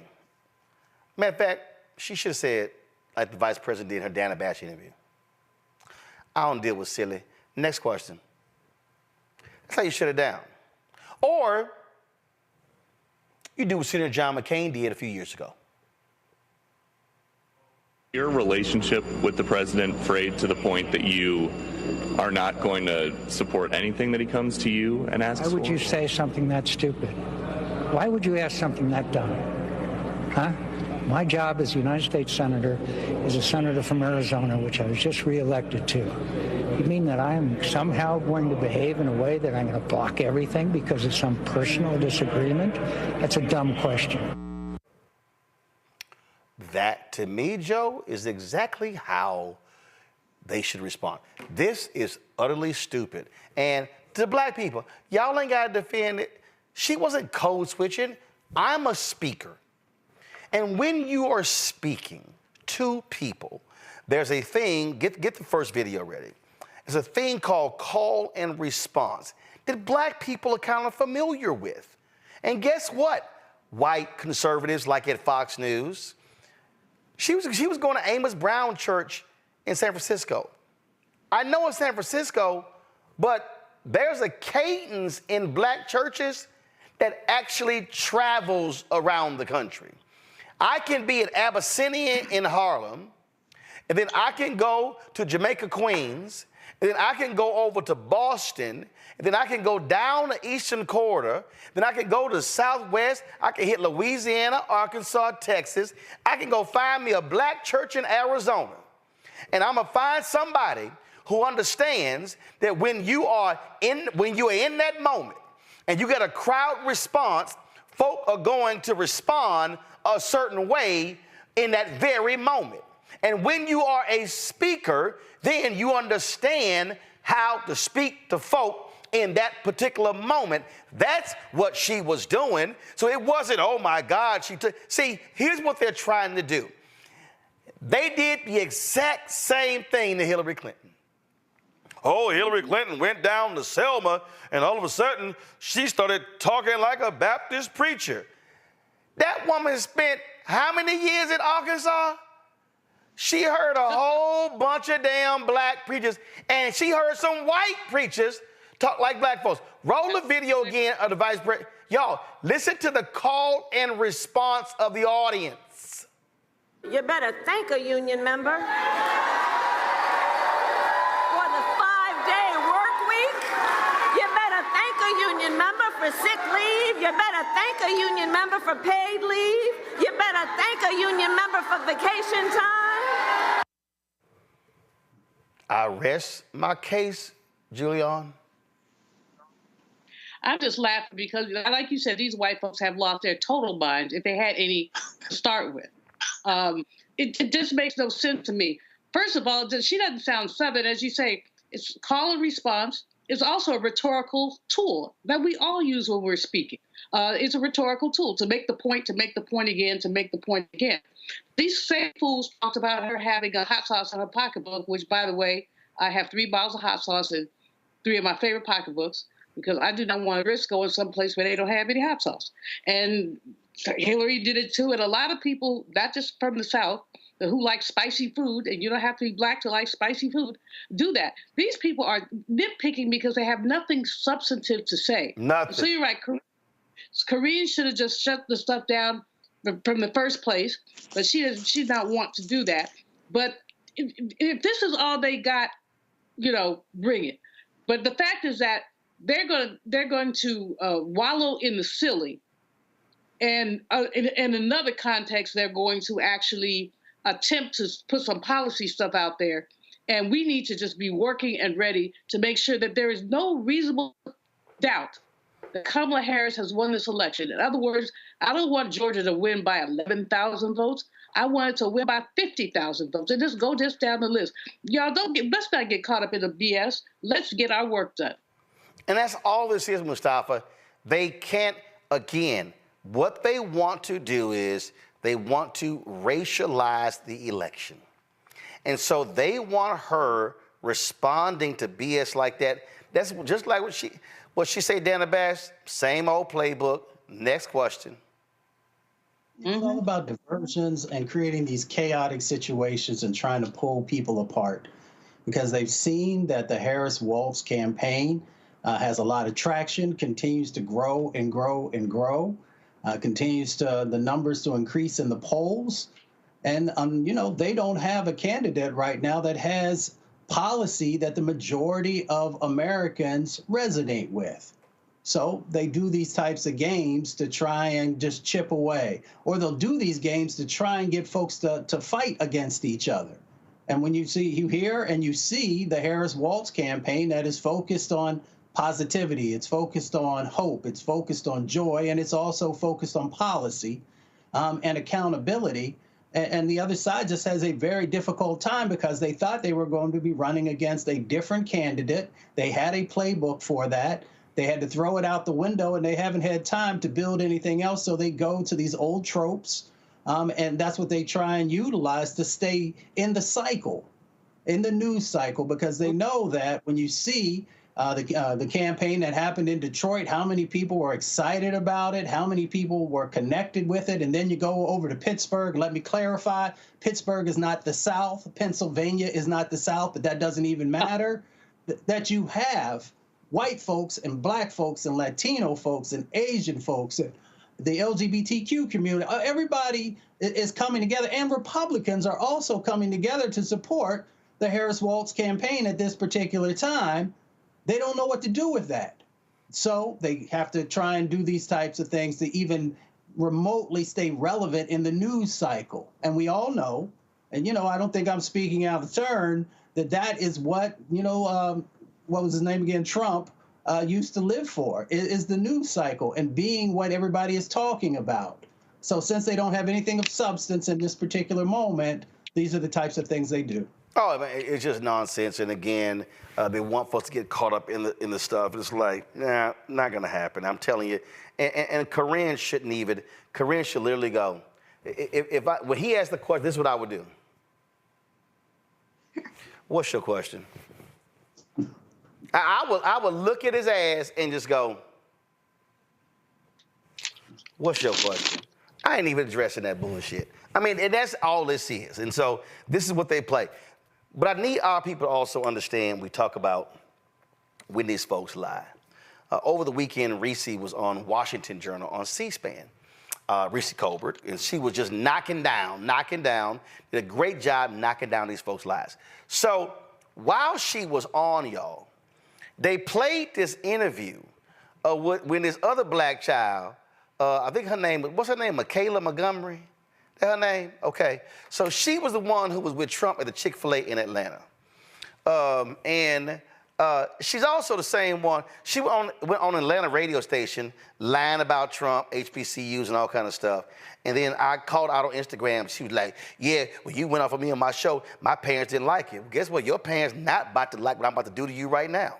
Now, we invited her on the show, but she ain't responded. Now, she was talking big on Instagram, talking about how she wanted to come on. My producer reached out. She ain't hit us back. But I saw this. So this was like a month ago on Washington Journal.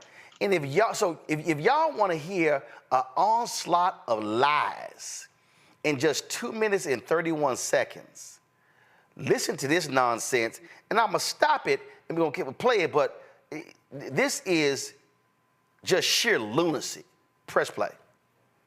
A few days before that, he spoke to the National Association of Black Journalists, and he talked about Vice President Harris's racial identity, that she had become black. A lot of critics said that that hurt him with black voters. What was your reaction? I don't know why it would hurt him with black voters, because it seems like black voters are offended by everything except the conditions in which their reality is set. So while we might be offended that a rich white man is questioning the nationality of a quote-unquote black woman, that black woman does not claim to be black outside of campaign season. So we saw her be black as she was vying to be VP. The hot sauce on the pork chops, the marching with the band, all of a sudden she's paying attention to her AKA sorority sisters. But then once sworn in office, you didn't see the acknowledgement of her sorority or her HBCU. She didn't wear pink, she didn't wear green, she didn't wear anything HU. She also did not acknowledge the black community. Oh, freeze right there.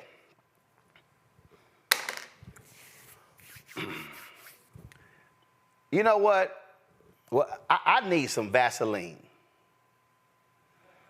I need some Vaseline right now. This is the moment where you put some Vaseline and then you just put it on your, like when you get ready to run. Matter of fact, I could do battle right now without any Vaseline, because y'all just heard a straight up liar. Michaela Montgomery, you are I see why you support Donald Trump, because both of y'all are some lying ass people. Y'all just heard her say,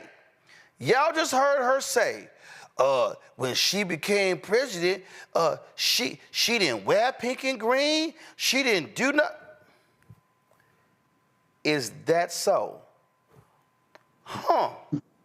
Give me a second. Let me go ahead and just go ahead and refute that massive lie. And see, the white woman on C-SPAN, and see, this is my problem when you have these folk on these shows. They are unprepared for the lies. Henry, go to my iPad. Vice President Harris speaks about gun safety, abortion at Orlando Alpha Kappa Alpha sorority event. Uh-oh, what is that date line right there? Oops, that's July 14th, 2022. That wasn't campaign season. Oh, okay. I'm not done. Let's see here. Now, she don't acknowledge, she a AKA. Really? Because I was there in Dallas when she spoke to the AKAs. By the way, Michaela, you clearly ain't Greek.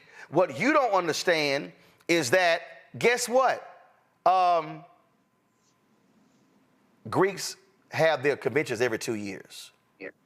So they met in 2022, and then they met again in 2024. This right here is her wearing pink at the AK convention this year in 2024. So again, your lie doesn't stand. I ain't done. Let me go ahead and go here. Matter of fact, Henry, you can go to, let's see, Kamala Harris. And now go to the iPad. Tennessee State. Let's see here. Let me go ahead and go right here. Uh-oh, let's see here. Boom. Vice President Kamala Harris gives a commencement speech at Tennessee State. Okay, Michaela, why is that important? Because the black woman who was the president of Tennessee State at the time was Dr. Glenda Glover. Who was Dr. Glenda Glover when she gave this speech? She was an international president of Alpha Kappa Alpha Sorority Incorporated. So she was actually there with her sorority sister. But, Michaela, I'm not done refuting your silly-ass lies. Let's go ahead and go back. Let's see here. Let's see here. Okay. Let's see. Let's see here. VP Harris. Michaela, since you a liar like Trump, and Divine 9. Let's see what comes up. Let's go right here. We got all these stories right here, what the Divine 9 is doing, and how they lining up. If I click images, oh my goodness. Let's go to the LA Sentinel. Vice President Kamala Harris discussing voting right with her collegiate family, the Divine 9. Let's go to the story of this black newspaper. Oh my God. What is the dateline on that story? It's October 7th, 2021. That means that Vice President Kamala Harris was in the White House for only 9 months. They came in January, and the meeting was in October, so 9-10 months. That's October 7th, 2021. My God, let's look at, oh my God, my goodness. Here's a photo of Vice President Kamala Harris talking to Dr. Glenda Glover. Oh my God, who is Glenda Glover? She's the president of Tennessee State, and at the time in the picture was the president of Alpha Kappa Alpha. Ain't that interesting? Let's see here. Vice President Kamala Harris, she ain't sitting here, she don't rep her university. She don't rep. Really? Damn, hold on. Let's see here. Who played last year in the Celebration Bowl in Atlanta? Y'all remember? Who was in the game last year? Florida A&M and who? HU. If I recall correctly, matter of fact, I be damned. There's actual video of the vice president. There's actual video of the vice president at the game. In fact, she actually went into the booth and talked at the game. Go ahead and turn it up, y'all, because I want to make sure that ain't no impersonator. Proud graduate of Howard University. A very proud Bison. Yeah. Here to cheer on my team. Can I say our team when she's around? Can I say our team? Yes, we can. I don't know about all of that. Okay, so we saw you a couple of years ago, the Truth and Service Classic, and then again, you supported the men's basketball team. Of course. You're here now, and so what do these type of events mean to you personally? Well, I mean, it's a lived experience. I, grew up through college, going to our games, and then go back for every year for many years to homecoming, and to be able to celebrate the team as an extension of celebrating the school and all HBCUs. I mean, it's very much a part of just a cultural appreciation and, and really lifting up. We good. So, oh my goodness. So we sitting here. Oh, she ain't doing this. She ain't doing. Really? That's interesting. Matter of fact, I'm sitting here going through some photos right here in 2021, and I'm trying to see, because I did take some photos of her. This was a game on September 18, 2021, when Howard played Hampton. Guess who talked? You know what? Let me just go in. Because see, Michaela, your ass went on C-SPAN just straight up lying. And see, this is what happens when you lie. Okay, let's see.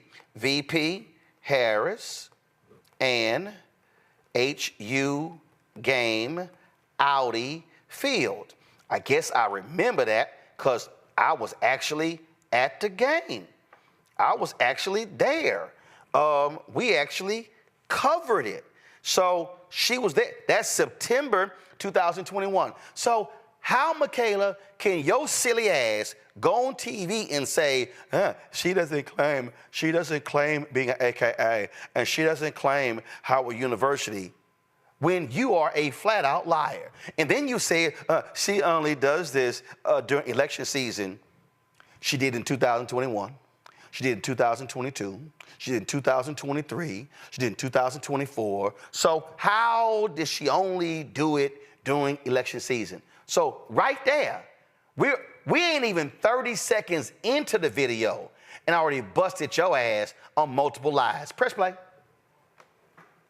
Community while in office. We saw bills signed for Asians. We saw bills passed for migrants, which primarily affect the Hispanic community. We saw bills passed for literally everyone but black people. So for her, here we additionally, go, free right there. Here her lying ass go. She went to the, y'all, you know what?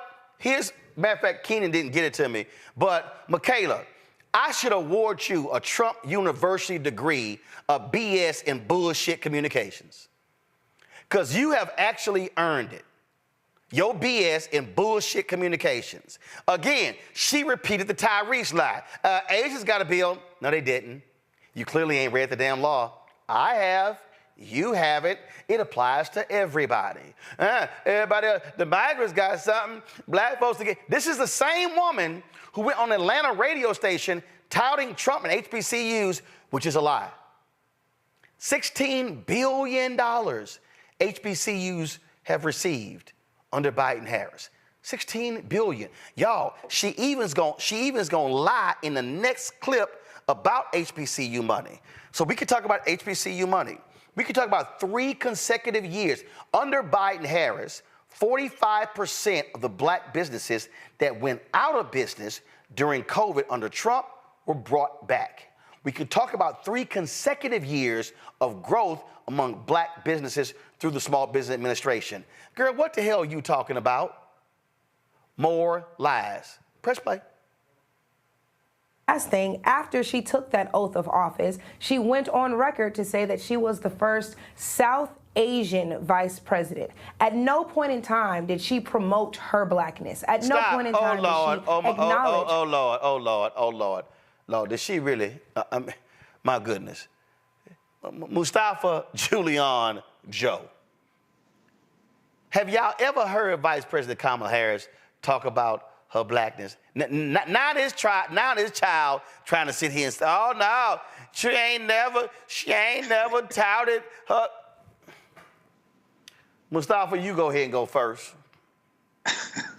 Well, evidently she's never had any conversations with the vice president, which I have. She ain't even used Google. You ain't gonna talk to the vice president. Damn, use Google. That's true. I mean, the information is there if you want it.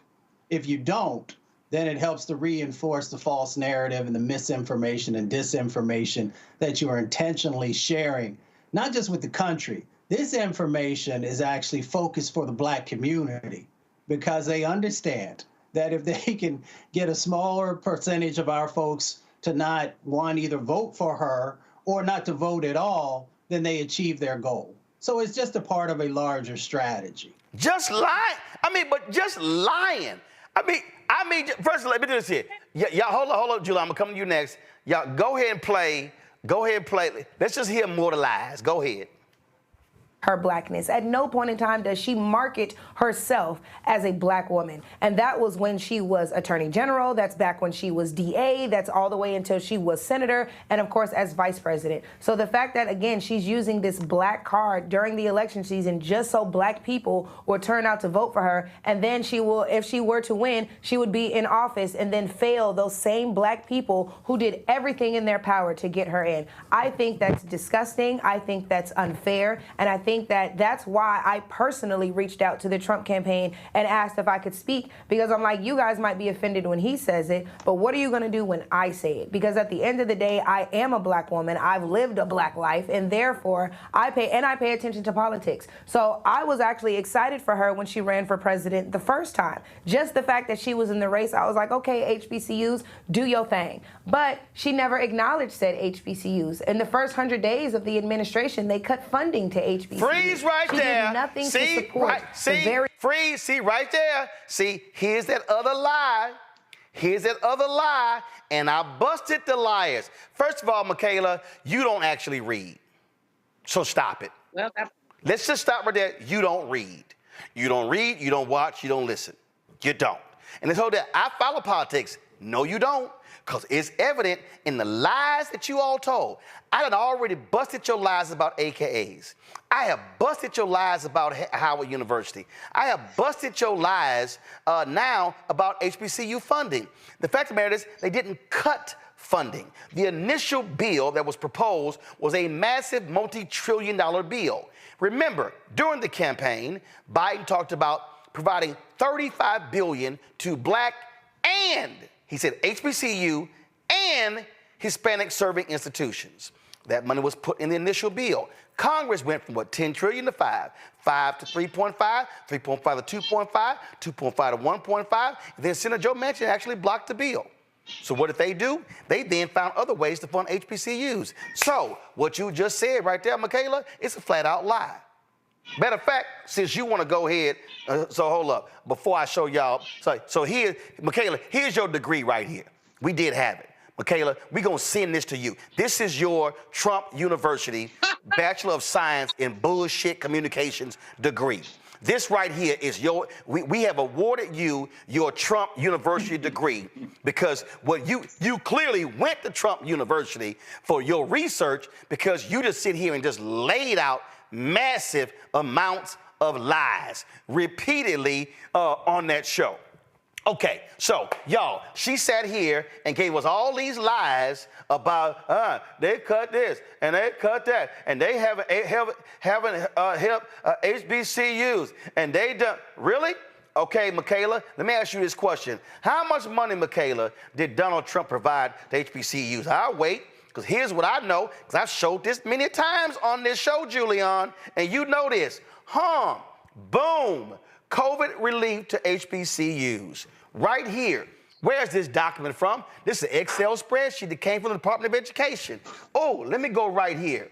Boom, I'm gonna go right down here. Michaela, what's that bottom number right down there? $6.567 billion. Michaela, tell me how much money did Donald Trump provide to HBCUs? I'll wait. See, again, y'all, she's lying. And see, what happened was Associated Press and Newsweek, they were like, oh, Biden cut HBCU funding, $35 billion. It was a lie. It was a flat out lie. We walked you through the whole deal on the show. They didn't cut funding, they increased funding. But guess what? Dr. Walter Kimbrough, three-time HBCU president, Philander Smith, Dillard, and now Talladega, he's worked at 3 other HBCUs. He laid out in his own research how Donald Trump's budget submitted to Congress zeroed out funding for HBCUs. Oh, Michaela, that's your boy. That's the boy you went and met with at Chick-fil-A. So you like, oh, what they gonna do? They gonna question me? They gonna call and question my blackness? We gonna call and question your sanity, because all you have done is lie. So you have lied about AKs, you've lied about Howard, you lied about her not claiming her blackness, and now you lied about HBCU funding. That's 4 lies, and we ain't even finished playing the clip. And so, Julian, she can sit here, and again, you can just make it up, but it's irrefutable. I dare Michaela, I dare you, Michaela Montgomery, I dare you to come on this show and tell me that Donald Trump did not submit 3 consecutive budgets where they zeroed out funding for HBCUs. I dare you to come on this show and show me that it was AI video of Vice President Kamala Harris speaking to the AKs in Orlando in 2022. I dare you to show me it was AI of her going to the Howard University versus Hampton game at Audi Field in September 2021, a non-election year. I dare you to come on this show and say it was AI or she was attending the Celebration Bowl last year in Atlanta in December 2023, a non-election year. So it's amazing how you can sit on C-SPAN and just lie, but guess what? On the Black-owned show, you can't lie, because I'm telling you right now, sister girl, you can talk about your black experience. I'll put your black experience against my black experience any day of the week, Julianne. I don't know what's wrong with that child. That's all I have to say. You know, before I learned how to cuss, that I must have been about 3. We used to tell each other, my siblings, you're a lie and a coot. And that's what a lie and a coot, because I can't call her MF lie on your show. Or I could, but I won't today. But this is disgusting. What's disgusting is that C-SPAN would give her that much play. What's also disgusting is she lied. I looked at it. I mean, Rishi was time enough for her, came right back at her. But this girl had to have fallen out of a cabbage patch or something to be willing, and she must not have any friends who went to HBCUs, because some of them would certainly check her. This is delusionism. Or, you know, she needs to be institutionalized for a little while, or there needs to be an intervention. People are just running around telling lies because it gives them some visibility. And so she got her little hour on CNN talking smack. That a quarter will not get her paper. And really, Roland, while I enjoy trash, we should be wasting our time on this. Nope, you're wrong. Here's why. Because what happens is people like Michaela, they go on shows that don't fact check them, that don't correct them, that don't dispel their lies. People then take those clips and push them out, and folks believe it. No, you have to counter it. It was the same reason why when I saw the Tyrese video, I could have ignored it. I was with my family after my sister's death, and I said no, because you know what happened? The blogs picked it up. Hollywood Unlocked, Shade Room, Jasmine Brandon, others picked it up. And I said Tyrese's voice can't be the only one out there lying about this so-called Asian hate crime bill. It needs to be immediately fact-checked. And you know what happened? After I posted my video, guess what? Hollywood Unlocked, Shade Room, and the others picked up my response to refute what he had to say. No, I stand on truth. I stand on facts. And this ain't no Democrat fact, Republican fact. It ain't no blue or red. It ain't no black or white. It's facts or facts. And we can't allow any of these people to come out here and lie. Now, here's the deal. If you want to oppose Vice President Kamala Harris, that's fine. If you want to oppose her on policy, that's fine. What you're not going to do is actually lie about the policies. What you're not going to do is lie by saying she's never claimed being an AKA, when there are numerous times they've actually been to the White House in meetings of what she's actually had. What you're not going to do is lie about HBCU funding. What you're not going to do is lie about her only claiming Howard University during election season. In fact, hell, I'm sitting here thinking about it. Let me go right here. Let's see. VP Harris.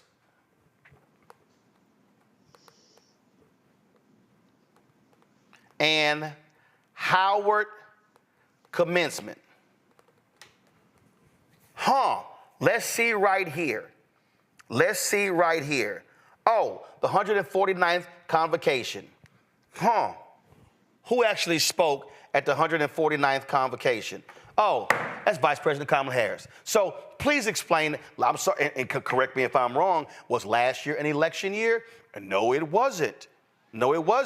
And in fact, of course, President Joe Biden also spoke at the commencement. So what I find to be curious, again, Joe, are the folks who was, again, what Michaela will do is go on that show and lie, brazenly lie, that's easily fact-checked, and knowing full well that white anchor at C-SPAN was not going to fact-check her in real time because she didn't have the information. you know, it's a great thing, I guess, to some to be able to go on a show and say whatever you want to on the national stage and not get fact-checked. First of all, Reese did a great job the other day as well. I really enjoyed watching that, and she banged on him with a whole lot of class, but she certainly banged on him.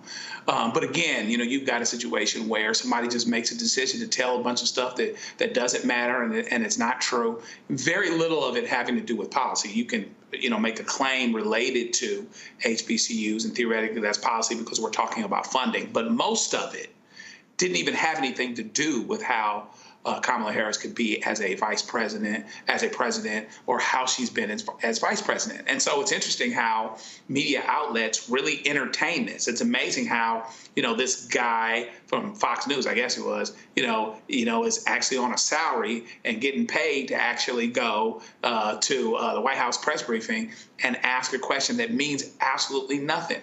Dana Bash on CNN, bless her heart, it's the first time, Kamala Harris is doing an interview. And she asks about, the idea that Donald Trump, says that at certain point she became black. That has nothing to do with anything. Aside from being ridiculous, it's not talking about the matter at hand. It was wasted time. And I am glad that the vice president treated that the way that she did. I am glad the White House press secretary treated it the way she did, but to your point, she could have done it even faster. But there are those of us that can spend time and take a lunch banging on these guys talking about, no, you said this was the case, and it's not. It's an absolute lie. And so to battle, we got to battle at all levels. You know what I mean? And so I agree with that. You're not going to be the one to hold back anyway. And so that's all good. But it's crazy. Listen, Kamala Harris is proud of her heritage, all parts of her heritage. She shouldn't have to go out of her way to make one person feel more comfortable about this, that, and the other. She is who she is. She always has been. She's a doggone good prosecutor. She was a good DA, a great senator, great vice president, and she'll be a great president. And that's that. And meanwhile, back at the ranch, for those that want to be used to tell lies, to tell things that aren't true, the Rolands of the world and the rest of us will, be a force that will come back at you related to it, because I think truth is an important thing. But, she wasted some time. But, those of us that want to help her down the road, looking not just to the corner but around it, will go ahead and correct her so that if she wants to be corrected, maybe she can get it right next time. Let me be clear. Again, if you want to be a Donald Trump supporter, go right ahead. If you want to articulate, and I know some black people who are conservative, who are Republican, who say that here's the reason why they're voting for Trump. I think they're wrong. I think they're supporting a narcissistic, lying, insurrectionist, sexually assaulting asshole, but that's their right. But what will never be tolerated, Michaela Montgomery, is you going on a show and blatantly lying about Vice President Kamala Harris. And matter of fact, it ain't got to be about her. If you lying about somebody else. So here's my advice. Don't lie. Because see, when you get exposed as a liar, it's easy to refute everything you just said. It's simple. And you can't, and also, you just can't, let me throw up my blackness. Okay, you black. Okay, your black experience. Clarence Thomas black.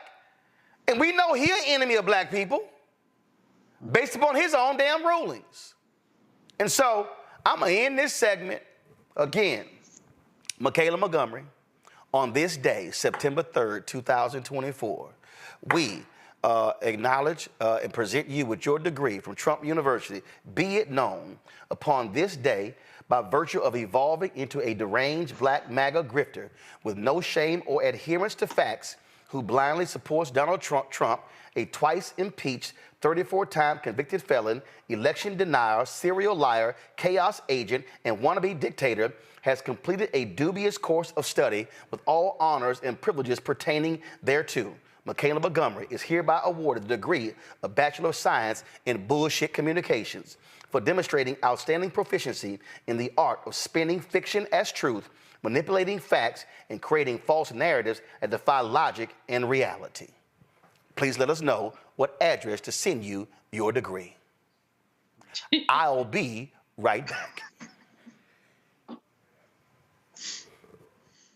We talk about blackness and what happens in black culture.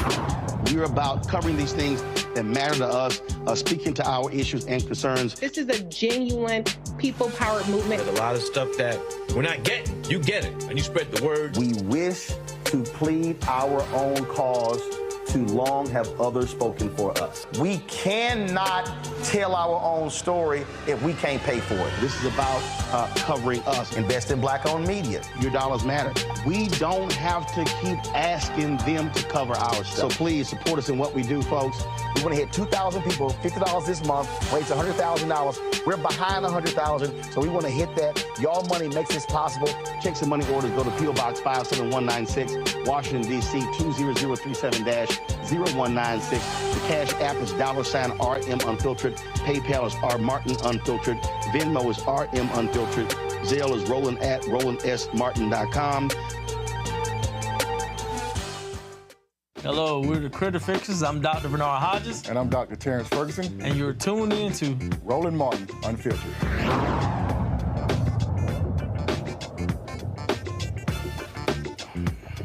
Well, my man Isaac Hayes posted this tweet, "Me at my black job today." He was in a federal courthouse in Atlanta where they were suing Donald Trump for the campaign's use of the song "Hold On, I'm Coming," which was co-written by his father, Isaac Hayes III. Well, guess what?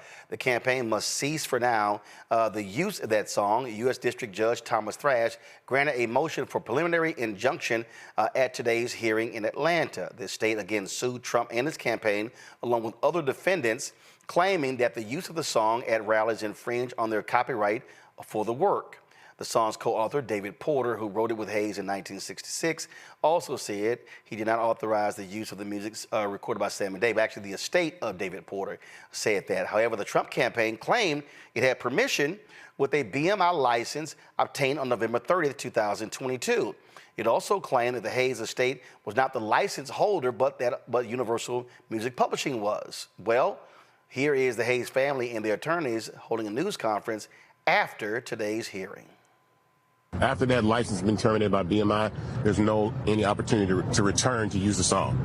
And that was told to him over 100 days ago, and he continued to use the song. So there's no coming back from using the song. And how do you respond to the suggestion in court today that this is all politically motivated on your part? That's totally not politically motivated. I've been doing these cases for almost 30 years. We've gotten probably 250 plus artists out of bad contracts in situations like this. This is what we do. I saw him post something on August 3rd, and I called him from Chicago and said, "Do you want us to handle this?" And he said, "Please step in." So from August 3rd to September 3rd, he has shut Donald Trump down.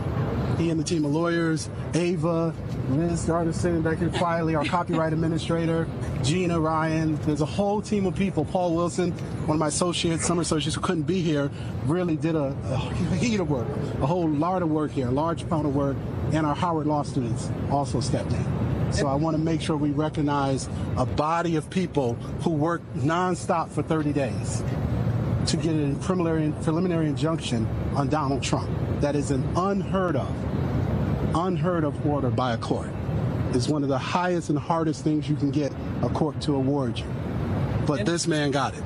In the beginning, you wanted to play a video, one piece of evidence. Correct. The opening was powerful. Are you disappointed the judge didn't allow you to play the entire video? You said it in the elevator. He played it through? Yeah, he played it exactly where I wanted him to know that Isaac Hayes was a songwriter and had written amazing records like Hold On, I'm Coming and Soul Man for artists like Sam and Dave, and he established himself as a writer. So for people to think that nobody knows that Isaac Hayes wrote Hold On, I'm Coming, that's just simply not true. He was inducted into the Songwriters Hall of Fame along with David Porter in 2005. So very many people that know, and more importantly, the people that we do business with that could affect Donald Trump using our music know who Isaac Hayes is and who the writer of that song is. Of course, the family is also suing Trump to get $3 million for past use as well.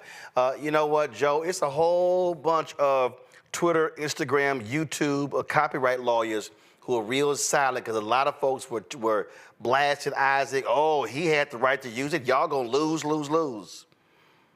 Yeah, And to the point that's made, it is a very high standard to get a preliminary injunction, because normally when a case gets sued, it's very hard to make the court do something in your favor before you cross the finish line of having won the case. So anytime, whether you're doing a prejudgment writ or whether you're doing a TRO, which can lend into a preliminary injunction, at some level, you basically have to show that it looks like you're going to win. At the very beginning. And so that's what's so hard about that standard. It's a hard mountain to climb, and I think it says a whole lot that they actually got that right away, and they got it on their first try. So they're absolutely on their way. Trump and those guys, they like to handle business later, if at all.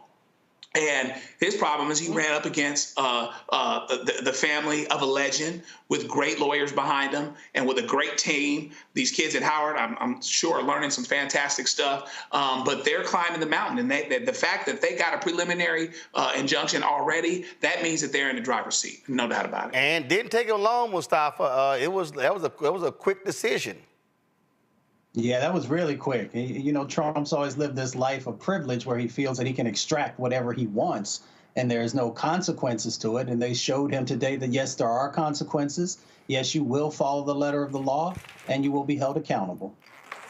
Julian, the reason this is important because other artists have complained about Trump using the music. No, this was the first time someone actually sued him in his campaign. That also is the difference here. Absolutely. No, first of all, if it was political, they say it wasn't, and it probably wasn't. But if it was, so what? That music belongs to Isaac Hayes' estate. And Mr. Trump, you can't just go around taking stuff. I mean, you order stuff from shop holders and you don't pay them. You don't want to pay anything. You still haven't paid Jean Carroll. But guess what? You will pay Isaac Hayes Jr. You will pay him. So I admire the brother for his moxie. And the brother from Chicago, he saw the tweet and he responded immediately. That's called working together. And I'm just really excited and happy for them. But it also sends Mr. Trump yet another warning. His behavior is not going to be universally tolerated forever. He breaks every rule, everything. He has no respect for anybody, and his chicken's about to come home to roost. Absolutely. So that's what's going on there. So bottom line is we'll see what happens next in this particular case. Before we go, let me say this here. Y'all, you can leave it right there on the four shot. So I don't give a damn what folk think.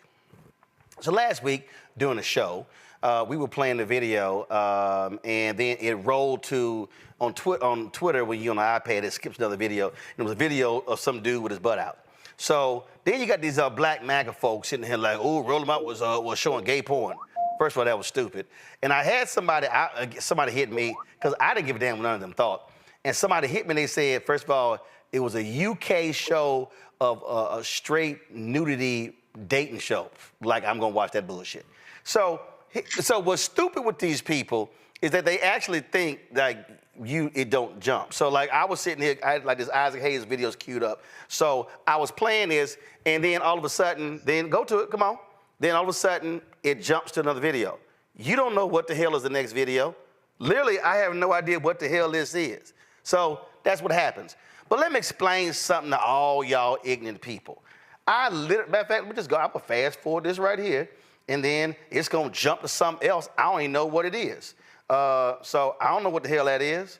And so then if I fast forward that, it's gonna jump to some other damn video. Why the hell would I be watching a Taylor Swift Jimmy Fallon video? So when they say, well, it's the algorithm, trust me, Taylor Swift and Jimmy Fallon ain't in my damn usage on Twitter. So that's what this whole thing does. So these fools been sitting here, ooh, you gay. Let me tell y'all something. First of all, I'm not. Second of all, I don't give a shit if I was. And what y'all think. I literally don't give a damn. And y'all can sit here and say what y'all want to say on Twitter, whatever. I do not care. Because guess what? I'm going to keep lighting y'all asses up till Trump lose. I'm letting you know every single day we're going to be lighting his behind up. So I don't give a damn what none of y'all think. I don't. Let me tell y'all something. I've been writing columns since I was 17 years old. I got hate letters. White folks were sending me racist stuff. I remember when I was at Texas A&M, I wrote a column in the school newspaper blasting the band for playing the song Dixie at halftime. I came home, my brother was like, man, what you do? I was like, what you mean? He said, the whole voicemail full. He said, with racist folks cussing you out. Do y'all think I gave a damn then? And I give a damn now?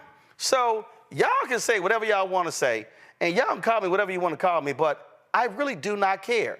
And you know what? There have been other times when we played videos and it jumped. We caught it. Other times we didn't. Hell, I remember we did this the other day, and this fine Brazilian model came up, and you know what? Guess what? I caught it in time, so it happened. So I really don't care. And so, again, this stuff is going to happen, and y'all deal with it. But let me remind all y'all again, especially you black MAGA grifters, I don't give a damn about none of y'all, because y'all know there's a special place in the hell reserved for every single one of you. I don't know what's, Julian, I don't know why these people think I give a damn what they think at 55 when I ain't give a damn what they thought when I was 17. They're not thinking. They truly not thinking. And they obviously don't watch Roland Martin Unfiltered on a regular basis, because if they did, they know that you got something for them. You know, like a big old can of whoop ass, if you will, for them with this, like that Michaela person. You know, so I don't know what they're thinking, but I know that they're not thinking. They cruising for bruising, as they say. And I got this fool talking about, on one level, Roland, I believe you, but you have someone removing the insulting comments. Because we can do what we want to do. If you don't like it, go start your own YouTube channel. See, I don't understand, Joe, why these folk think that they somehow can say whatever they want to say and we good. Yeah, we will delete your ass in a minute. Yeah, I mean, you know, if they don't want to scrap. All right, Julian, thanks. If they want to scrap, I mean, this is the show for it. So you know, we just gonna keep it moving. Call it like we see it. I know you're gonna call it like you see it, and that'll be that. I know you're not worried about that, nor are you worried about how somebody feels about you having sugar on your grits. I learned that one up close too. So don't give a damn. Matter of fact, and y'all gonna laugh at this. I'm glad you brought that up. So, no. Let me find this video, because so let me find this video. I'm so glad you brought that up. I know he'd appreciate that. We went out to, so Friday, we went to the funeral home to view my sister's body with my family. Then after that, we went to the Breakfast Club. My man Marcus Davis, I appreciate y'all taking care of us. So I took my parents there and two of my nieces. My sister, Ken, passed away, two of her 4 girls. And so they brought out some grits, eggs, and bacon. And see, my dad has always texted me tripping about sugar on grits. And so, you know, I pull the camera out and had to do this here. Y'all go to my iPad. That is so funny. Look at that.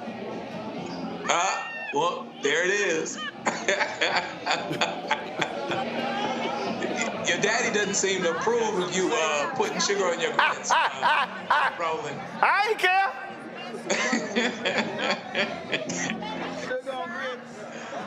He didn't get it from me, look. Right, see, Mustafa, I don't care, because I paid for the breakfast.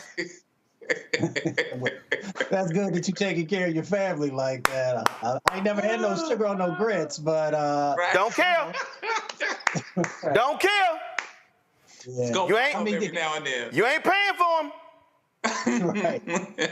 I just hope, Roland, I hope that our folks get focused on the upliftment of our community. We continue to allow all this ancillary stuff to take us away from the hard work that we still have to do. And usually within a couple of minutes, you can tell if somebody is serious about our community or not, because they're talking about things that have no value to the folks who are out there every day trying to keep the lights on, trying to pay the rent, trying to do all these things. So we need to get focused, because we got a whole bunch of other folks that do not want to see our communities thrive. and will do everything in their power to keep us in a survival mode. So Black folks, we need to just get down to the work. We need to stay focused, and that should be our sets of conversations. And again, just in case y'all didn't hear, I don't give a damn. Not 3 dams, not 2 dams, not 1 dam. What y'all got to say? All right, Juliana had to bounce. Joe, I appreciate it. Mustafa, I appreciate it. Y'all, thank you for watching today's show. Again, if y'all on YouTube, y'all ain't hit the like button, please do so. Tomorrow is anniversary day. Tomorrow is the 6th anniversary of Roland Martin Unfiltered. It is the 3rd anniversary of the Black Star Network. And so we look forward to having a great show for you tomorrow. It has been an absolute blast. Y'all have been phenomenal in supporting this show, and I appreciate that. This whole thing started with this sister from Long Island, New York. She was 92 years old, and she sent a $500 check as for the fan base. Lee Saunders with AFSCME. They were the first sponsor for our first 2 years of this show, and so that's why we're here. We appreciate their work. We appreciate their support, and so again, we're going to have a fantastic show tomorrow. Look forward to y'all being here. Don't forget, support the work that we do. Y'all, we don't just sit here and do drive-bys when it comes to Black information. We unpack the issues that are critically important. We don't waste our time with these people who don't care about the issues that we care about. We actually will cover the stuff that matters. And so when you support Roland Martin Unfiltered and the Black Star Network and our other shows, you are supporting Black-owned media. We don't ask anybody for permission to talk about Black people. We speak to our issues every single day. Join our Bring the Funk fan club. Send your check and money order. P.O. Box 57196, Washington, D.C. 20037-0196. Cash App, $RM Unfiltered. PayPal, R Martin Unfiltered. Venmo, RM Unfiltered. Zelle, Roland at RolandSMartin.com. Roland at RolandMartinUnfiltered.com. Download the Black Star Network app. Apple phone, Android phone, Apple TV, Android TV, Roku, Amazon Fire TV, Xbox One, Samsung Smart TV. Get my book, White Fear, How the Browning of America is Making White Folks Lose Their Mind. Available bookstores nationwide. Get your copy. Folks, I will see y'all tomorrow for our 6th anniversary of Roland Martin Unfiltered, the 3rd anniversary of the Black Star Network. Holla! Black Star Network is here. Oh, no punch! I'm real revolutionary right now. Thank you for being the voice of Black America. All momentum we have now, we have to keep this going. The video looks phenomenal. See, there's a difference between Black Star Network and Black-owned media and something like CNN. You can't be Black-owned media and be scared. It's time to be smart. Bring your eyeballs home. You dig?